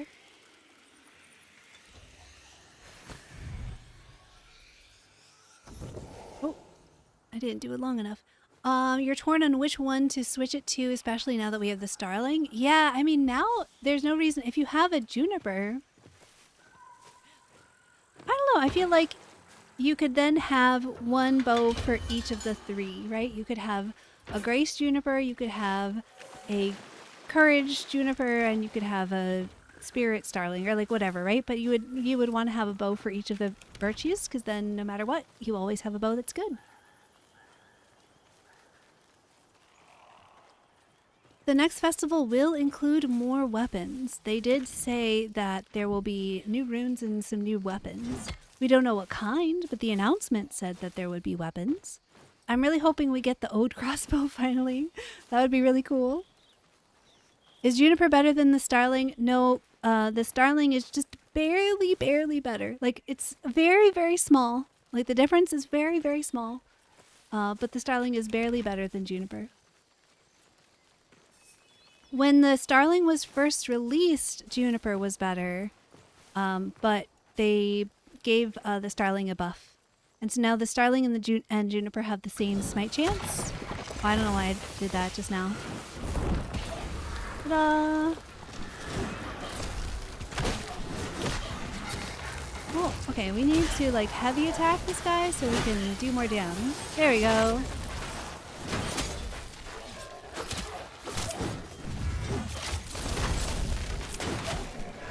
Yeah, this Gildor on the Greatsword is very nice. I feel much more comfortable on this build now. I mean, but also like Sympathy, right? Sympathy OP. Where'd he go? Where's Rithos? Is he in the bush? Oh, he's just behind the bush. What's the difference between the two? Like 1 point of base damage or something? Something very, very tiny.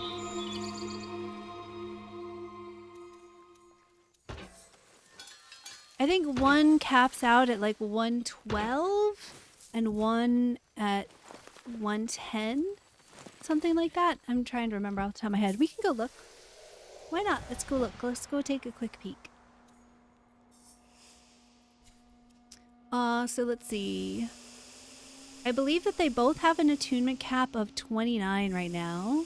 Oh, so I'm actually not going to be able to get it on this build. I will swap. I don't think I can get it without resetting my arch, which is going to take longer than I don't want to make my teammates wait that long. Let's go back into the UI. But see, okay, we'll even them out at 28 Grace. My Starling is doing 111. And so then if I take that, I have to put it into Spirit because I have attunement swapped my Juniper to Spirit. So 28 Spirit.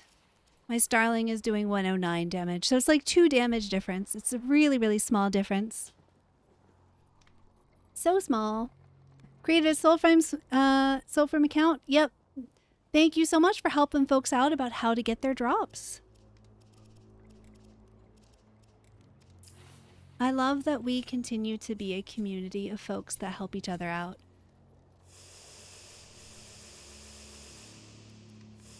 I love that. I think I might have to hop into Warframe for the old piece so that we can participate in Tenobomb. Okay, we're back out. We're gonna go through the crypts, take a shortcut. Did I pick up the mushroom? Pretty sure I did.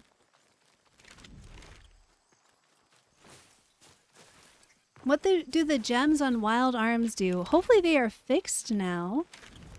So they are supposed to give your envoy a buff. They like give you an ability buff. It's unclear to me if it's buffing the virtue of that gem or if it's giving you a damage buff. I still have not tested, like I have not had time to test it because that was broken when they first put it in, but they fixed it in a hotfix today. So I am very much looking forward to doing some testing to find out exactly how the fix works and what they do now that they are functioning.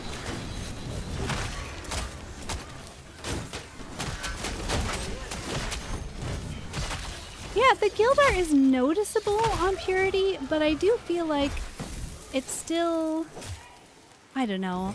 Every time I'm like, oh yeah, Gildor will be great, I decide that it's underwhelming on like everything. Everything unless there's a Tessin involved.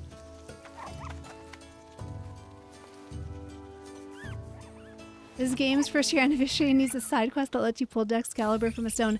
I'm pretty sure this game is already long past 1 year, right? Soulframe has been in development for quite a while.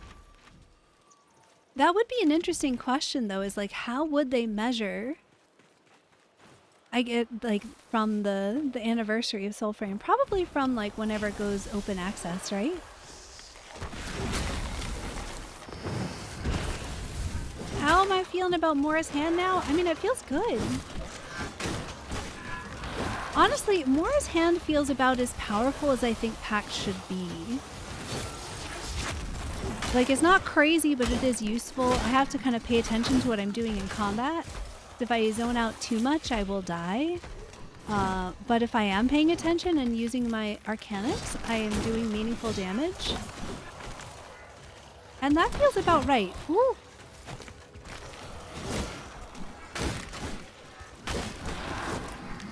I do like the melee regain system. I think that's pretty great.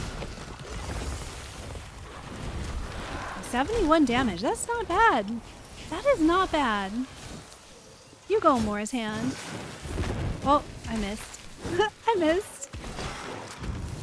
Inferno is pretty slow, but it hits hard enough that it's maybe okay if it's slow.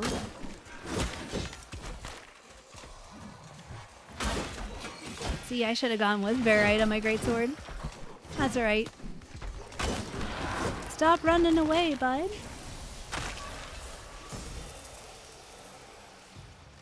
Found Soulframe Plus through a Reddit post at the top of a Google search. Ooh, I should put in a link for Soulframe Plus. I do have a link for the wiki, if you do !wiki. That's a good thing that Maggie, can you put in a note for me that I need to add that command to the to Twitch chat? I need to add a command for Soulframe Plus.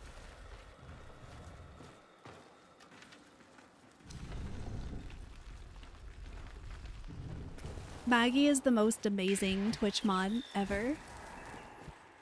There's a coffer up there if y'all need Sapphire or Moronite. I don't really need any, so... Well, looks like someone does. Alright, let's go get it. What's up? Hydrate. I know, I have been hydrating. Where's the... oh, it's over here. So to get to the coffer, we have to go up here. And we have to... Push the button. And then this goes across. Then there's a coffer over here. It doesn't always spawn as an openable one, but it is this time. Stated that lifesteal from those wasn't worth it. Has the opinion changed? It depends on the weapon. So, in general, I am not a fan of Gildor and its lifesteal. Right? In general, I still don't think it's super worth it. I wanted to try it out on greatswords because greatswords are slow and they hit hard. The percentage of lifesteal you get from Gildor is pretty low, so unless your weapon hits really, really hard, it's just not going to do a ton. So you'll see here, right? That's such a small lifesteal from it. So I wanted to try it out and see if I liked it. And at first I thought, oh, it's great. And I think I've already changed my mind to like, it's not that good. There is one big exception to that, though. On courage-attuned weapons... Well, there's two big exceptions. On courage-attuned weapons, Gildor can still be really good, because if you used Tessin,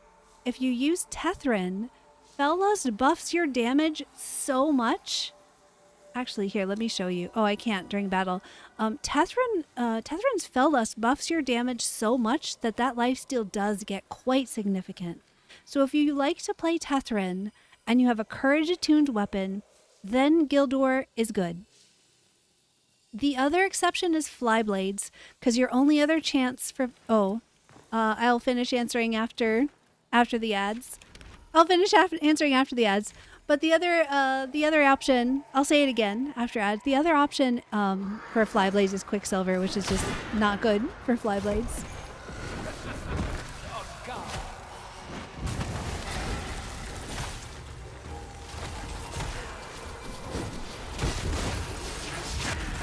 Listen. I don't know if MMO is quite what I would say. I don't think MMOs. I don't know. Online co-op maybe? Oh, why did I switch to this screen? It's supposed to be this screen. It's on Twitch. There's ads on Twitch. Twitch requires a certain number of ads per hour in order for me to disable pre-roll. The number of ads is determined by Twitch. I can choose to run fewer, but then Twitch will automatically run pre-roll ads. And at various points, Twitch will like come in and just like run ads anyway and just not tell me when they are. So the advantage of kind of doing it this way is that one, I can fully disable pre-roll ads. I can also make it so that subscribers don't have to watch ads at all.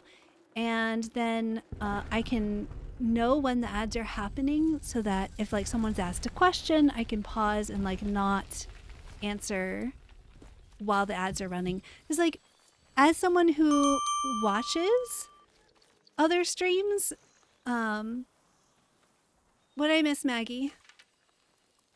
What'd I miss? Oh my gosh, there's a raid! Thank you for the raid! Oh, I'm so sorry. We were on an ad break and my raid thing didn't sound. I am so sorry. Welcome in, raiders. Hello. Was it a Spanish-speaking raid? D. Zach! Oh my goodness! Hello!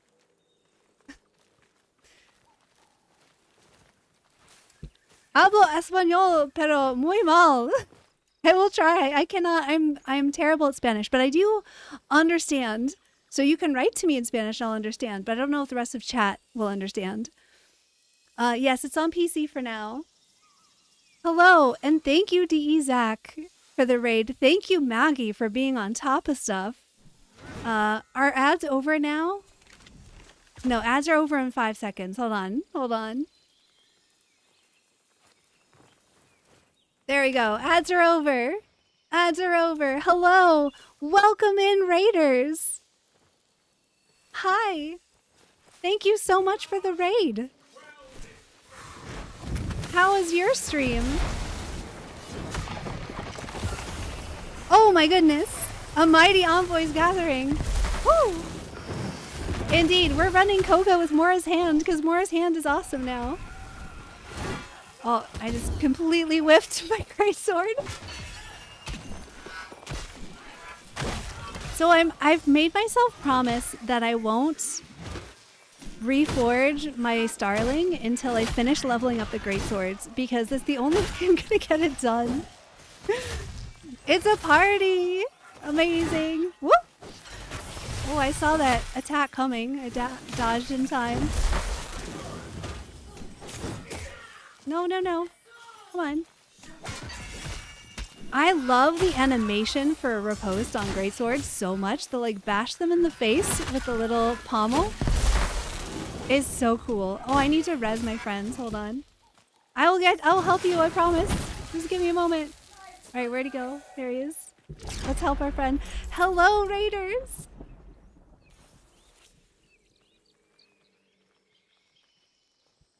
It was great day 1 of Soulframe. Have a lovely stream. You're so welcome. Or thank you. If you can't tell, I'm like flustered right now. Y'all are amazing. Thank you for the gifted subs, for the prime subs, for all the new followers. Welcome in first time folks. I am Sarah, but not DE Sarah. I am a different Sarah. I'm happy to help answer questions and talk about builds and talk about the games. I don't have the answers to every questions because I don't work for DE, so I don't have any special information. But when I know the answer, I will happily help you out and give it. Sus. I don't think we sound that similar, but I don't know. Maybe we do.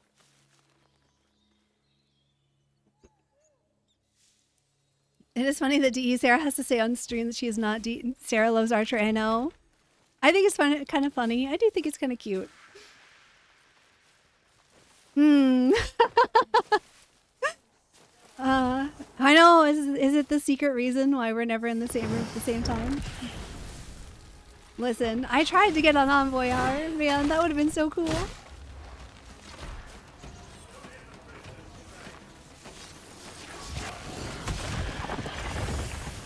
I should have asked if like, oh, I thought my ability was on.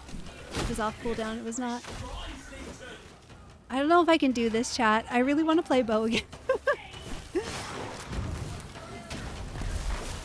Sarah did say she likes archery. That's true.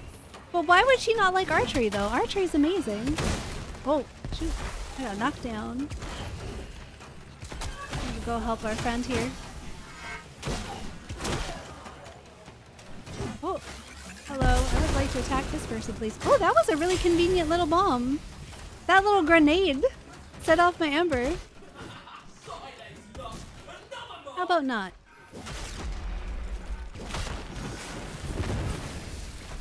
Oh, I missed the ragdoll. The ragdoll was so cool. Hello? Ooh. Okay. Okay. I'm not patient enough for this. Oh, where's in battle still? I'm gonna have to do this whole siege with the Great Sword. I really want to switch to bow. I'm doing pretty well. I'm trying to level up my purity so that I can reforge my Starling.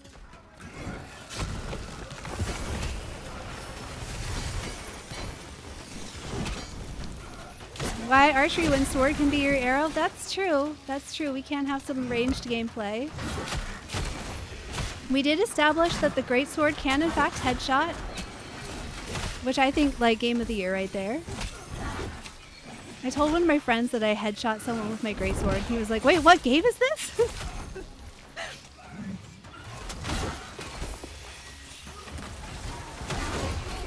Oh my gosh, that's so satisfying. That's so satisfying. Oh, okay, let's flaming great sword to the face.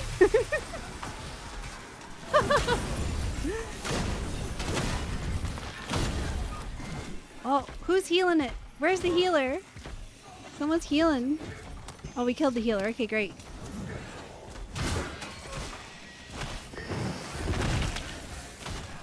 What? Are you putting a Blessed Mora on your Starling? Absolute. Oh, yes, probably. I thought you, for a second I thought you said Blessed Gildor, and the answer to that is definitely not. I will definitely not be using Gildor on my bows. But Blessed Mora, yeah, probably. And if they change attunements, if they do a rework, I will just bless it to something else.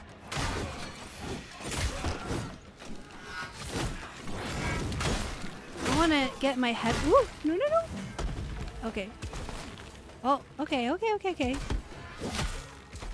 There we go.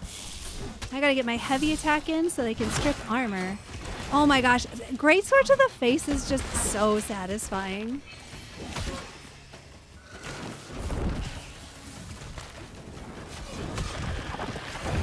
I don't care about your fire. You should care about my fire. Okay, I care about your fire. I care about your fire. Just kidding. Oh my goodness. Imagine when Soulframe is full release. We have so many resources.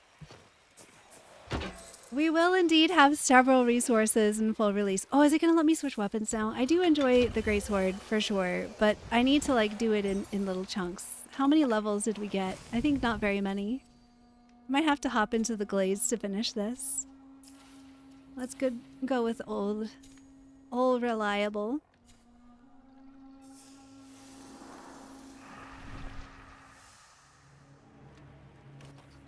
Have I heard of faction tail rewards being bugged? I've run like 50 2-stars and haven't seen any drops. I was running 2-stars earlier today and I was getting fragment drops. I don't think I got a purity, but I didn't run that many. So no, I haven't heard anything about that. I think that was after the, or before the hotfix. It's always possible that there's another bug, but I am not aware of one at the moment. Gonna take care of some of these guys. Oh, I missed. I missed that time. All right, where's the other ones?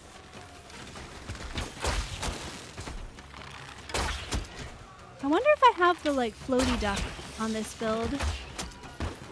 The floaty duck totem is really, really fun. Excuse me. I need a moment to shoot guys, so just be burning. I can like hear that there's chaos going on around me. Oh, you know what I should do? Is this. Did I kill them all? I think I did. Oh, you're almost dead. Oh, smite! Yeah! Is everything already dead? Oh, that's okay. I love Alka's Breath. I mean, Torrent is also fun, but I am such a single target damage kind of person. Where'd she go? There she is. Oh, come on. There we go.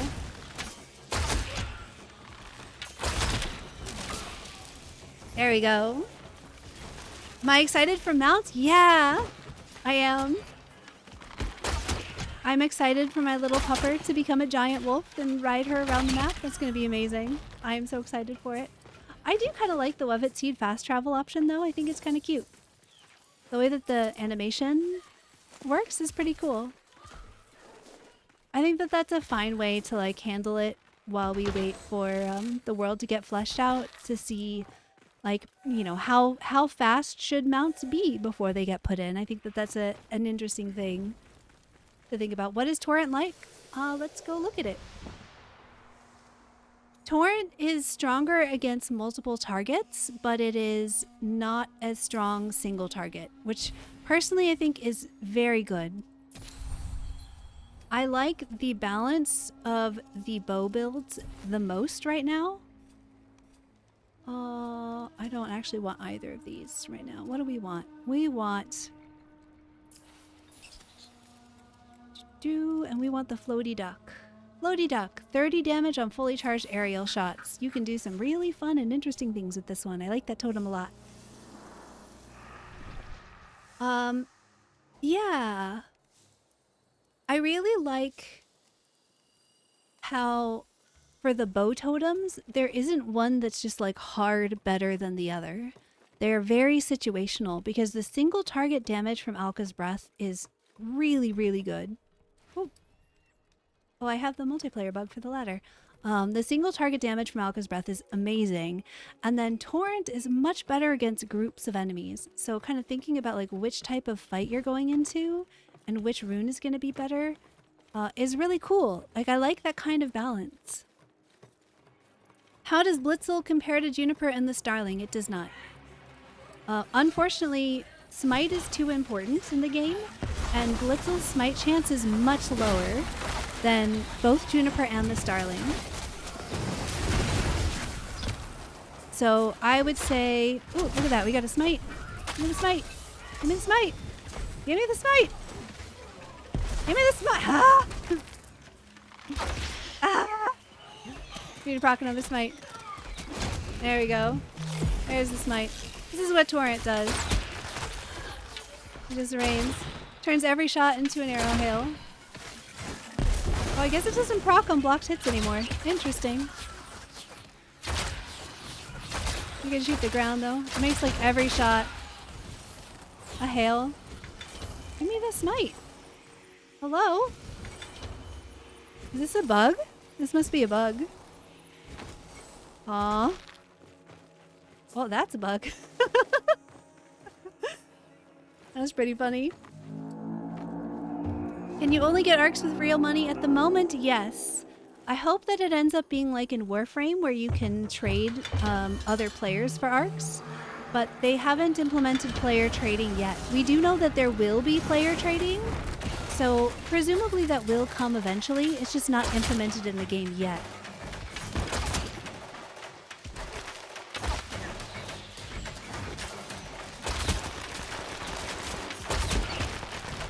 Is there armor that is best for endgame? Yeah, sure. Let me show you. Basically, you want the armor set from the Thrice-Bound Impid, the Mockery armor set.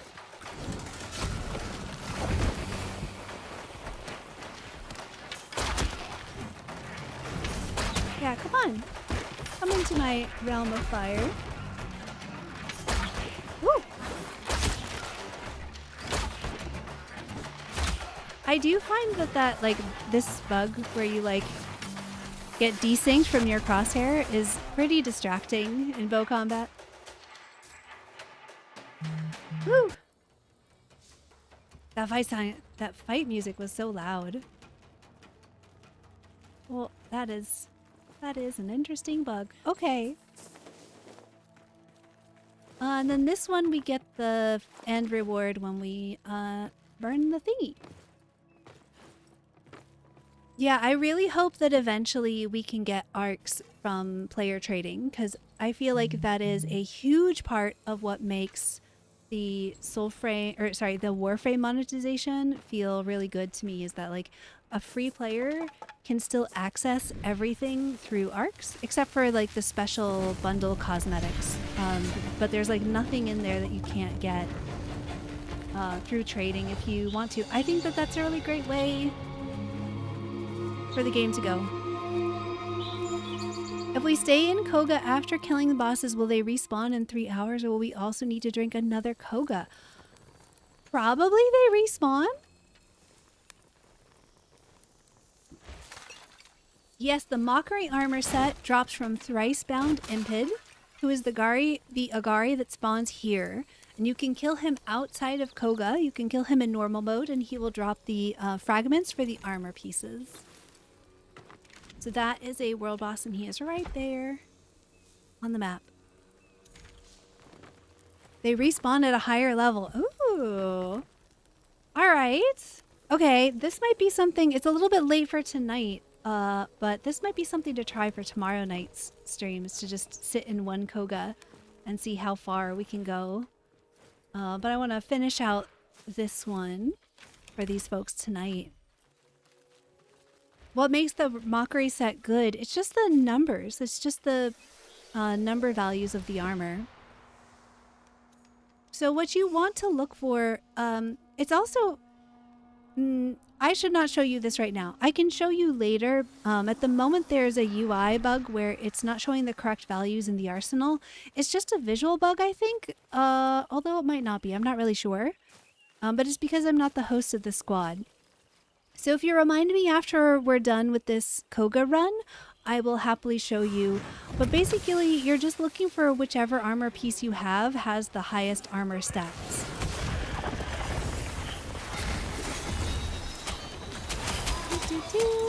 Do we have a smite? I don't think so. I don't hear a smite sound. Oh, I heard one. Yeah. All right, so here's your torrent. Wait, torrent didn't proc. Why didn't you proc, torrents? No. Cool. There we go. Again, it didn't proc. What's going on? My torrent's broken? There we go.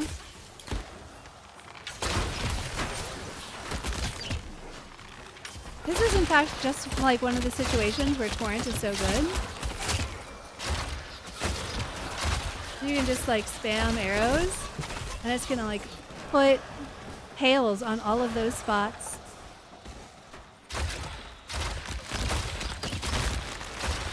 Like that's crazy, right? Like that's wild.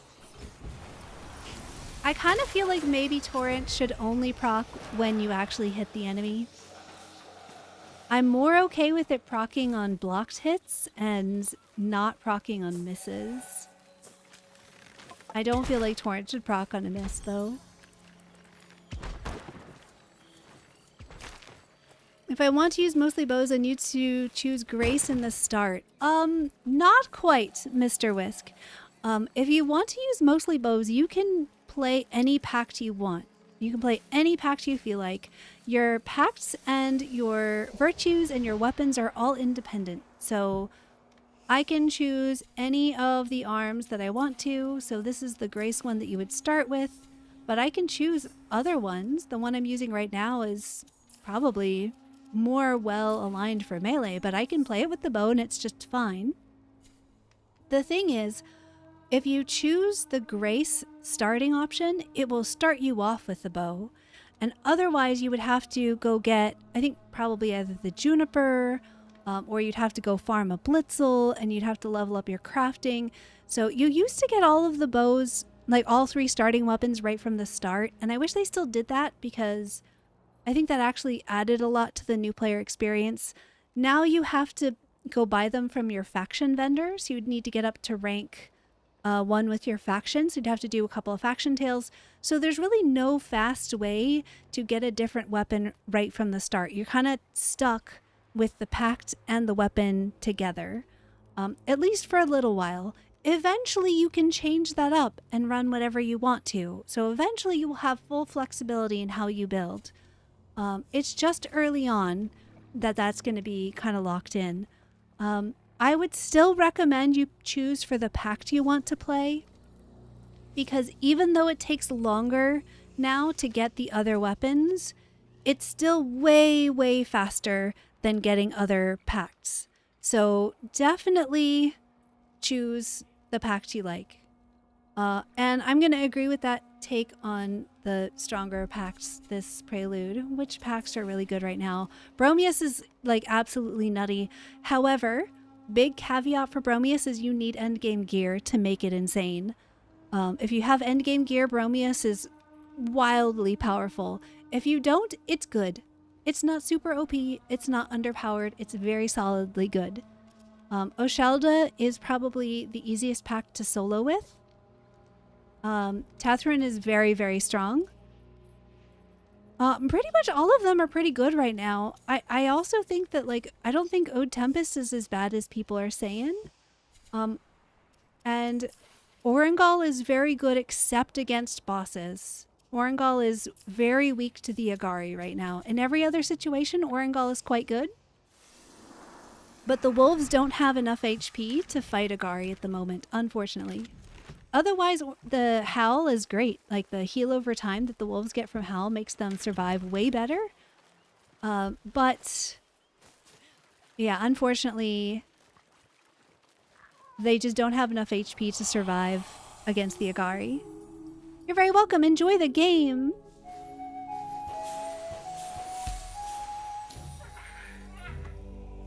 I love Sarin. No, we would not tolerate Sarin hate. I love Sarin. I'm switching. We're gonna go put on Sarin.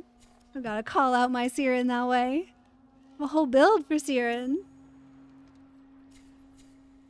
In fact, am I gonna run a full courage Sarin even with the Starling? No, we're gonna have to. I'm gonna have to put on some courage. We're gonna have to put on some courage. Why is my courage so low, actually? Put on this instead. Hello? I did put all my points in courage, right? Oh, it's because I don't have the buff from the pact. That's fine. Let's go play some courage, Sarin.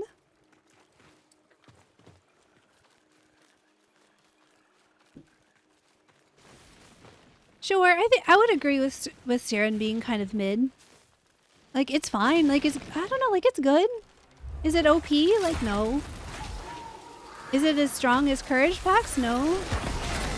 But look at that, it's pretty solid damage.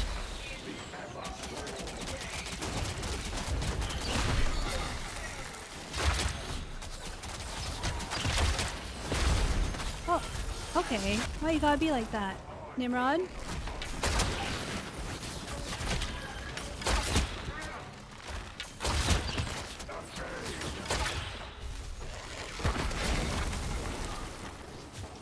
Like it lacks the the boss killing potential of like an end game Bromeus and an end game Tessin, but it's still pretty solid, right? Like this situation, great time for me to have some invisibility to deal with this.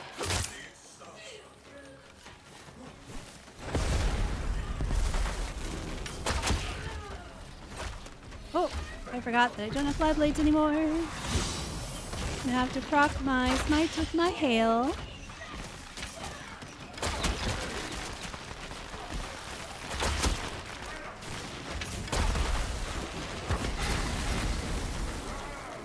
Whoa. Oh, that was not a smite. I thought that was a smite. I got so excited. Woo! Oh no! I wasn't paying enough attention.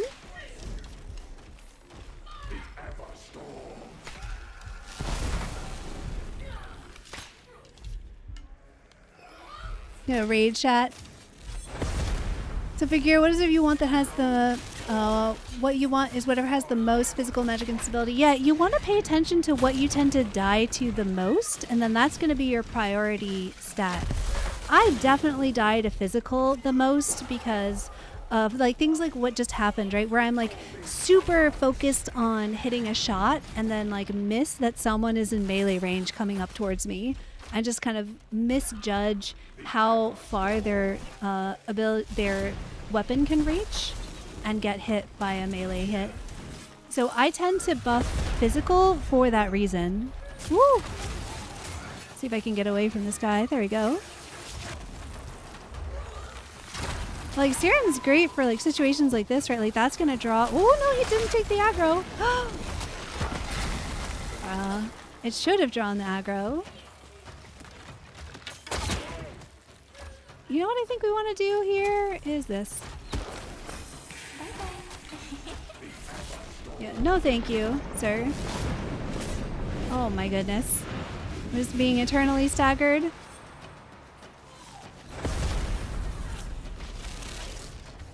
I need a smite, man. This is the disadvantage of Blitzel, is that like the smite chance is so low. Like I really kind of want to try and get a smite on one of these enemies so I can proc my rune again.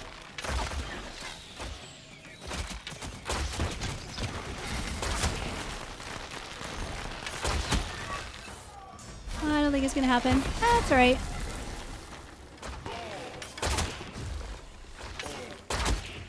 And then if I can get my like little floaty going. Okay, he's just like in the ground. Can I finisher him? I cannot. R.I.P.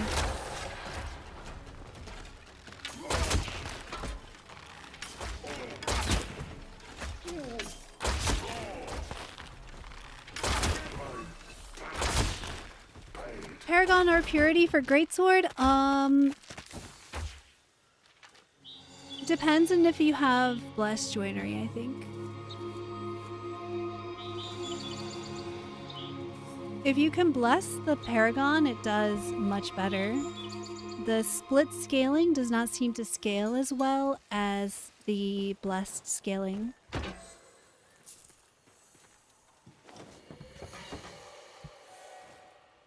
I am going to switch my rune because while Torrent is good, I personally find that I like Alka's Breath much better for running Koga because I want my single target damage.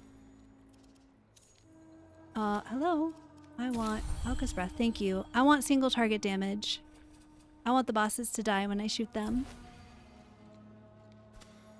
I want bow ducks to work also. Bow ducks don't work. If anyone from DE is still in my chat listening, please fix bow ducks. I've heard that this actually does work on arrow hail. We're gonna try it and find out if that's true. That would be so sad. I want it to work as described. Bow ducks would be so good if they worked. I wish that they worked. But they do not seem to actually increase my smite chance as much as they should be based on the text that's written. So maybe the text needs to be updated, but they definitely don't seem to do what they say.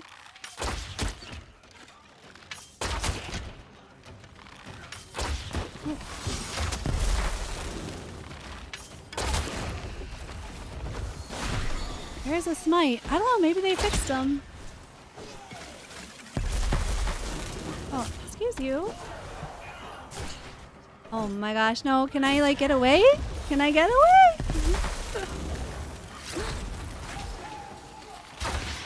Let's not chain stagger now. Yeah, Alka's breath is so nice. Oh, I love that damage so much. Whew. If you already have all packs max level, all weapons max level, and join Race to Satisfaction, I guess help other people catch up? Yeah. Or do what I do and bless things and try out different builds. Or run around and play courage bows, even though you should really be leveling up your greatsword.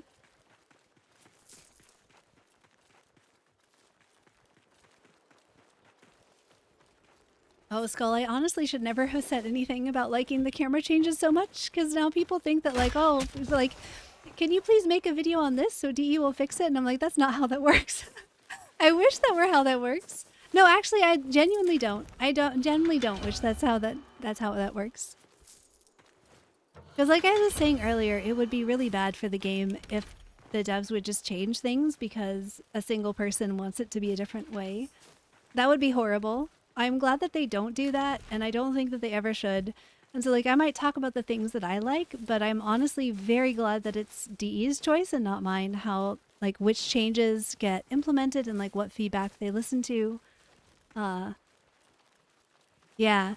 I also very much agree with that, Agent Fleet, that, like, Warframe and Soulframe are... Oh, you said a different thing. I also agree with that. Someone was talking to me the other day about how they felt like, you know, Soulframe and Warframe should be... Like, Soulframe shouldn't take too much from Warframe, and, like, I definitely disagree with that. I think Warframe and Soulframe are really different types of games, and there are so many things about Warframe that I really, really like and have wished for so long were part of a game that was, like, just more my, kind of, like, my vibe, my feel, like, the genre of game that I'm more into. Because I like Warframe, I like the looter shooter, I think it's really, really fun. But this, like, feel of game with the archery and everything, this is definitely my game. This is the kind of game that I love to play. And I'm really happy to see a lot of the things that make Warframe great in this game. Like, I want that. It doesn't feel derivative to me. It feels like taking something that was successful and creating, like, a new verse. Need a whip style secondary weapon? Okay, that would be very cool. A whip sidearm would be awesome. Thank you for the sub. Y'all are chatting about how I have to make more content? Is that what the chat is going on right now? Yeah, it's true though. Listen. Other people... listen. I am not sad that DE makes their new player stuff confusing. Okay, I'm not sad. Because it gives me something to do. It means that I always have stuff to make content about. The things are difficult for new players to understand. It's true. It is.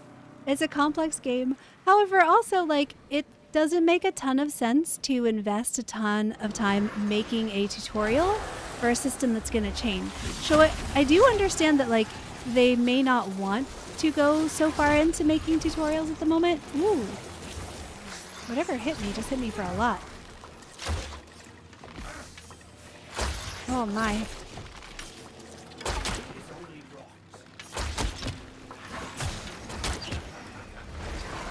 I really want to get my, like, little floaty dot stop. But it's very hard with the floating aim bug thing that's going on right now. Yes, I have my Alga's breath proc. Let's go. Hello. Right. Ooh, another one. Oh no, that's someone else's. Okay, okay. Need the Wraith to come back. Oh, he's the Wraith again instead of the Wazard. Wasn't he the Wazard briefly? Where'd he go? Oh my goodness. Hello.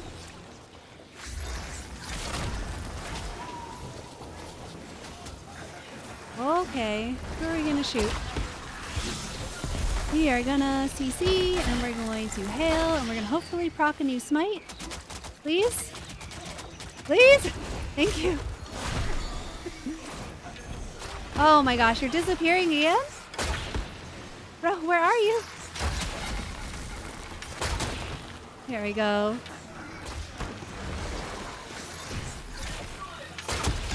There we go. Look at that shot. I love those ducks so much.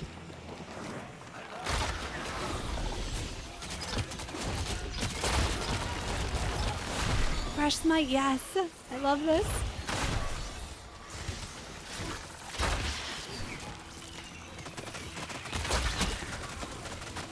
Where did he go? Where's what? Oh wait, no, he's the spider. Duh.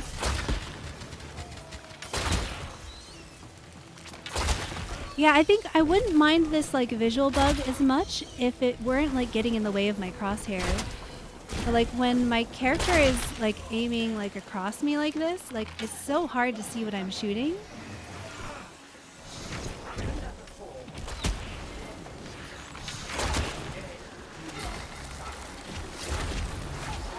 Oh, I should have dodged instead. Oh! Shoot! Shoot! I should have dodged instead. I got a little too greedy with those headshots. And the Koga ends. We died.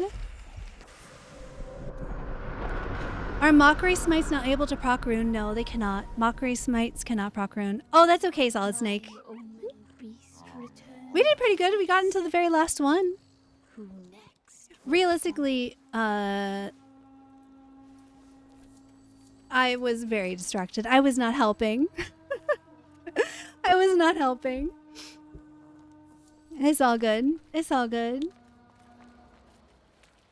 So yes, I will agree with the assessment that Sarin is definitely weaker than other packs at the moment. Just because of its like damage output potential and survivability potential, but like realistically, if I were trying to sweat this a little harder, if I were trying to be, you know, a better teammate to my poor teammates, you know, there are times where I could have used my glamour to get rid of aggro that I didn't use. I was not using my abilities off cooldown. There are a lot of things that I was doing wrong as the player. Yes, exactly, Lacapelli. It is weaker, but it's not weak. And so like my playing it badly in that situation should not be an indication that the pact is bad. Like if I'm going to sit here and like really focus. And honestly, kind of like Mora's Hand, I feel like Sarin is in a good place for the level of difficulty for the content that we have.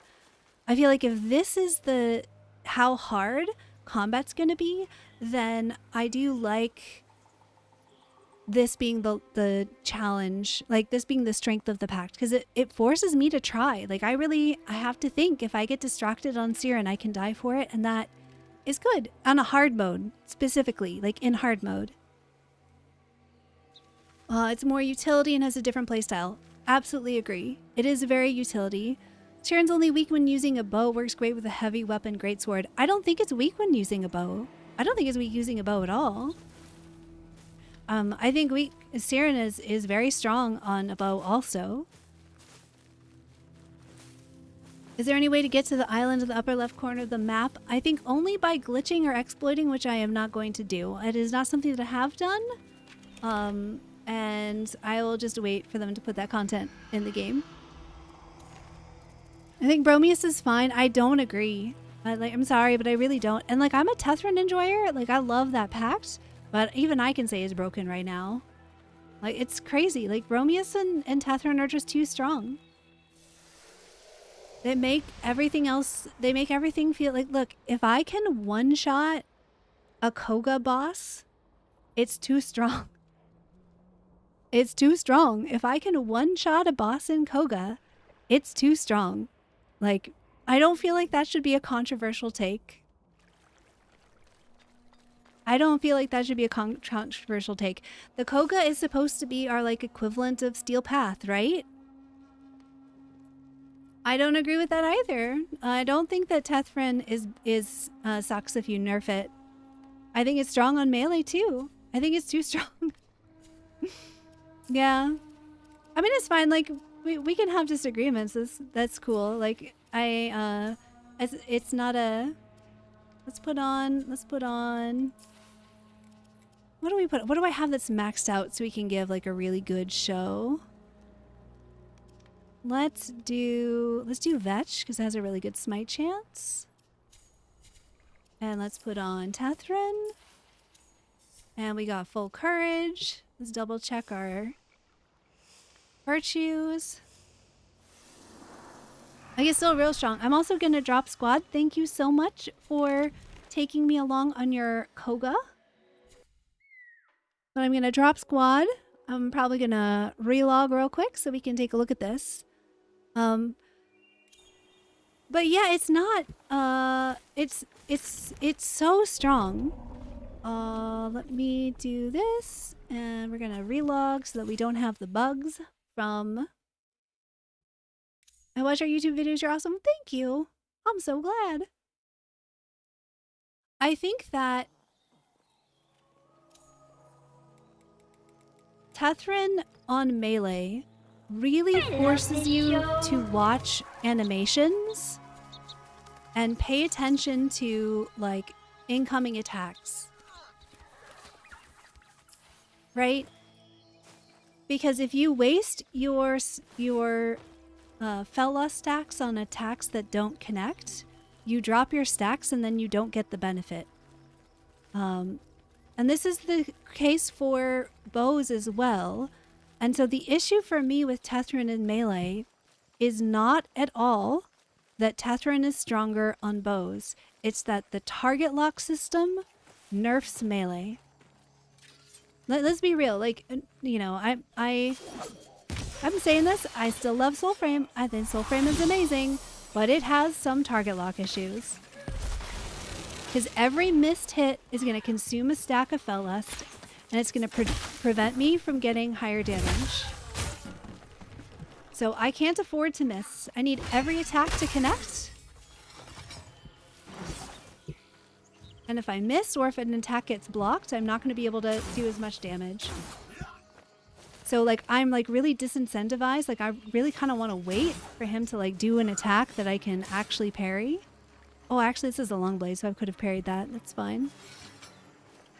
Well, I just suck at parrying these guys. There we go. Like that's crazy. I'm not even out of stacks yet. It's really strong. It's just that like getting the stacks is like tough, right? Tough. Would Tessin be balanced if Fellas always worked on melee hits? No. Like, okay. I'm admittedly, right? I'm a bow main. I love bows, so I have an opinion here. I think it is a bad call for the game to make any pact only work with specific weapon types. I think that's a poor design choice. Why would you do that? One of the great strengths of Soulframe is that you can combine any pact with any weapon and play off-meta builds and combine stuff in like super wild ways and come up with neat creative combinations. Why would they want to change that? I think that the huge issue with Tessin right now is how costly it is to whiff. So like right now I have a massive damage buff on my long blade, right? I have an incredible damage buff. Let's say I go up to an enemy to attack and I'm just like slightly out of range for that attack, or, you know, my target lock, you know, locks on a different enemy and I whiff. I miss that charge. I have extra charges right now because Fellas is currently bugged. Let's see, even with this like locked one, right? Look how much damage that is. It's so much damage.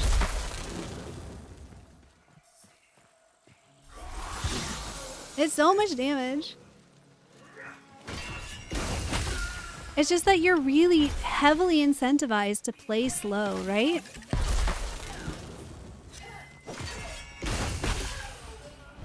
I feel like Tessin is especially good if you like to riposte a lot. Because riposts are gonna guarantee your hits. Do I still have stacks? I still have stacks. Let's see how high we can get this. I just gotta wait for them to like come in. These enemies aren't that high anymore, so it's maybe not the best example. 1,000 damage, like casual 1,000 damage light attack. Wild. I don't think I want, well, I guess we could, right? And see there, look at that. Like I whiffed because I thought I had fly blades on. I usually use fly blades with long blades. And I whiffed and now I've dropped all my stacks. And I think that is what makes Tessin like a little bit tougher on melee, is like you really have to like pay attention. So if I try to hit this like guy that's blocking and he blocks my attack, that's gonna consume 2 stacks. Like the skill, like the skill for Tessin, why can't I climb this ladder?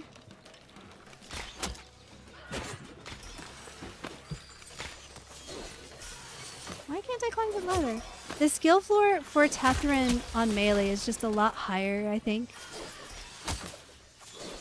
Oh, come on. There we go. My opinion, anyway. My opinion. But like, man, a greatsword with a fully stacked Fellust, wild amounts of damage. Like, insane amounts of damage. So good damage, right? But the trick is, to get that damage output, you have to fully stack your Fellust on a greatsword. That means you have to go and hit all 5, theoretically, of your hits without missing any, without having any be blocked. And that is just a lot tougher to do with the way that the target lock system kind of locks you onto whatever enemies. It's definitely, the target lock definitely did get better in P11. But man, I feel like the best way to do Fellust on melee right now is to go all in on parry and riposte. Because that will guarantee your hits, it will guarantee your stacks, and it just, generally speaking, just gives you a much better output. How do you see stacks? You don't. You don't. There's no UI for it, you have to count. And there's currently a bug with some weapons that you actually get more stacks than you're supposed to, because it's the number of stacks is scaling with courage. I think long blades is one of the ones that's bugged. Can you Koga as a melee Oshelda? Yes, for sure.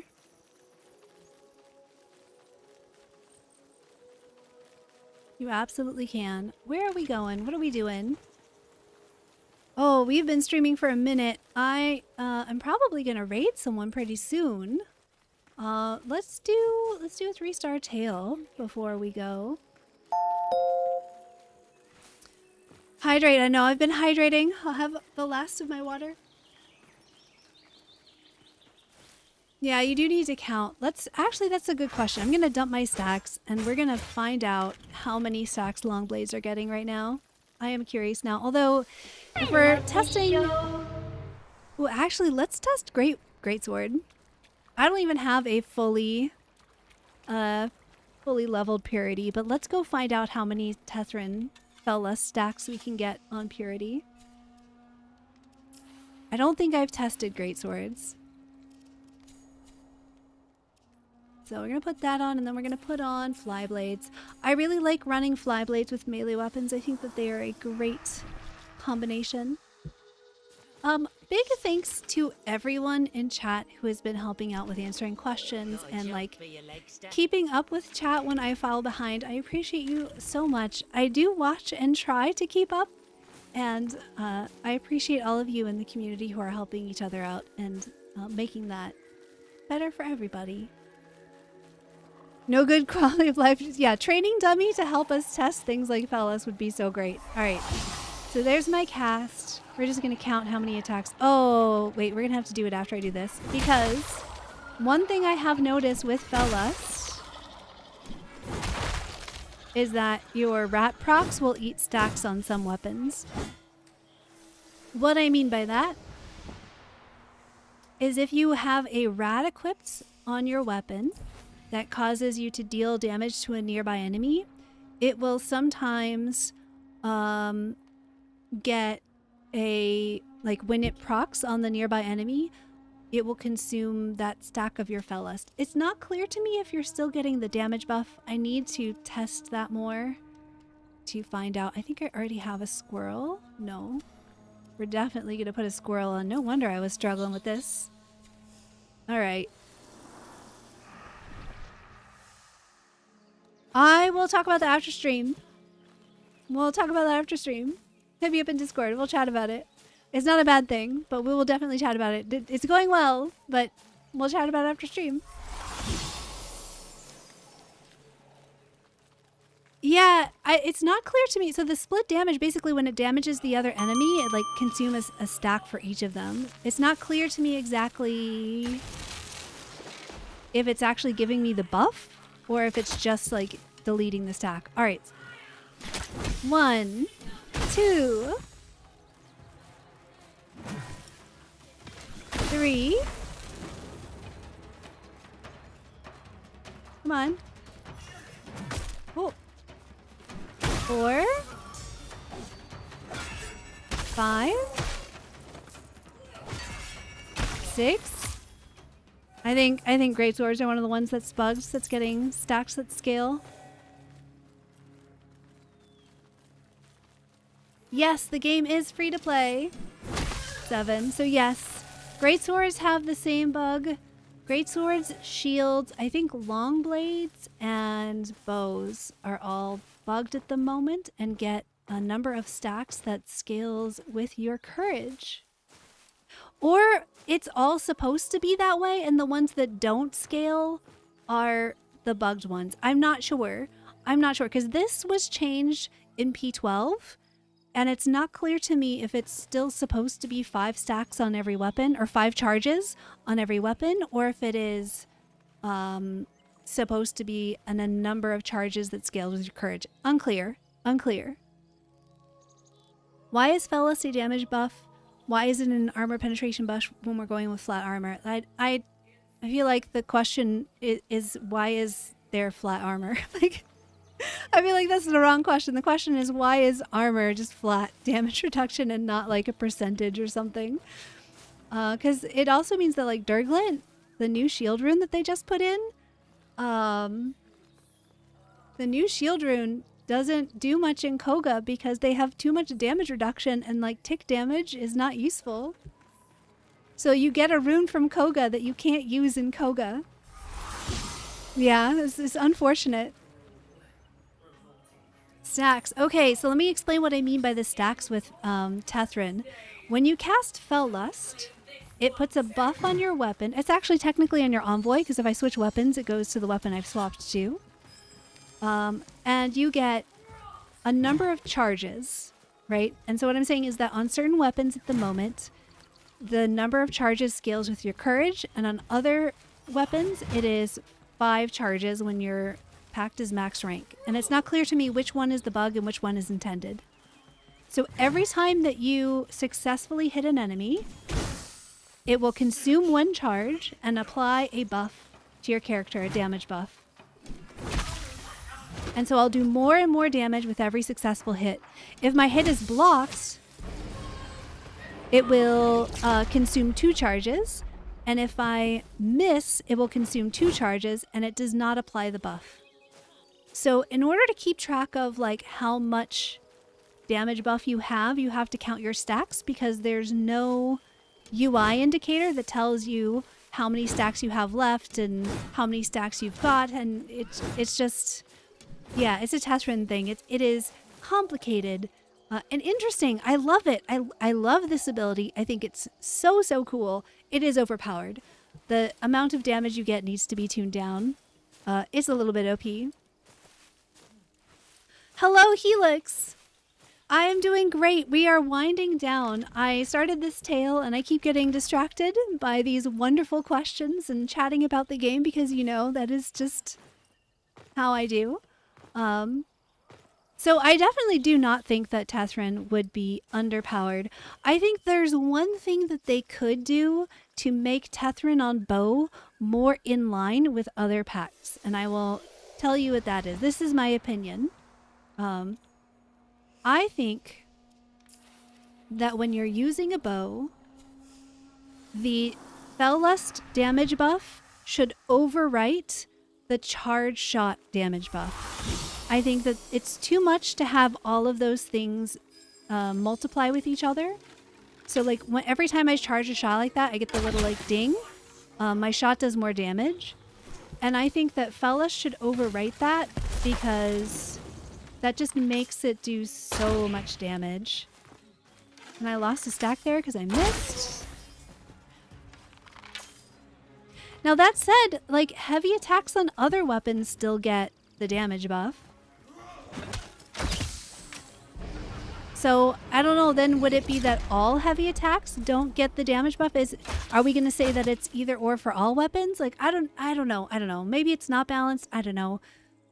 But I do think that like what makes Fellust feel so powerful on bows is that you can stack the damage multiplier from charge shots with the damage multiplier from headshots and the damage multiplier from Fellust. And that's a lot of multipliers all on top of each other. Whereas on melee, you can technically do that. You just can't really headshot easily. Like you technically can. It's just hard. What armor am I using? I am using bestitched armor. So the skin is the Oshelda starting skin, and then I think it's the Forgetfire legs. But then underneath, I'm using the Mockery armor and Orengal armor and the Bromeus armor. Were you asking about fashion or were you asking about armor stats? Will the game always be 3-person groups or are there plans for 4? I don't know. Given how much everything in Soulframe is in 3s, probably 3s. Probably 3. Oh my goodness, so many follows. Okay, y'all are incredible. However, I do need to finish up this. I don't think I'm gonna we're going into the Glades? Into the Undercity. I need to give my voice. Oh my gosh, it's 11 o'clock. Okay. Tomorrow we will do some more Soulframing. I need to save some of my spoons for tomorrow. Oh, my armor rating is just super high. The combination of the armor set that I'm using and the totems that I'm using. This is actually very far from the highest that your armor rating can get. A big part of what lets you have high armor is runes that allow you to equip double defense totems. Okay, let's find someone to raid, and then tomorrow evening we will be back and we will do some more Soulframe, get some more Twitch drops going. Who do we want to raid tonight? Let's see. Who is streaming Soulframe? Yeah, definitely want to. Snooze ads. Let's snooze ads so we can find somebody to raid. Do we want to raid Rosheim? Give him a thank you for the raid that he gave us last time. We could do that. Any other thoughts, chat? Sussy, Sarah. Aw. Oh, thank you so much, Melvis. Yeah, thank you so much everyone for joining me tonight. This has been really lovely. There is so as I am signing off. Oh, wait a minute. Where's my little thing? Oh, there we go. So as we are ending the stream for tonight, I'm going to be doing a lot of extra streaming this weekend because there's this Twitch drop campaign going on Twitch where you can get a code for watching the stream. So We will be streaming again tomorrow night, and then we will be streaming again on Sunday afternoon. So, yes, I do. I've got Twitch. Same name everywhere. So we're gonna do a raid to Brozyme as requested. And then, yeah. Hopefully I will get to see some of y'all tomorrow. And, do some more Koga. Test out some more builds. Hopefully I die less. Yeah, thank you again so much for hanging out tonight. And until next time, happy hunting!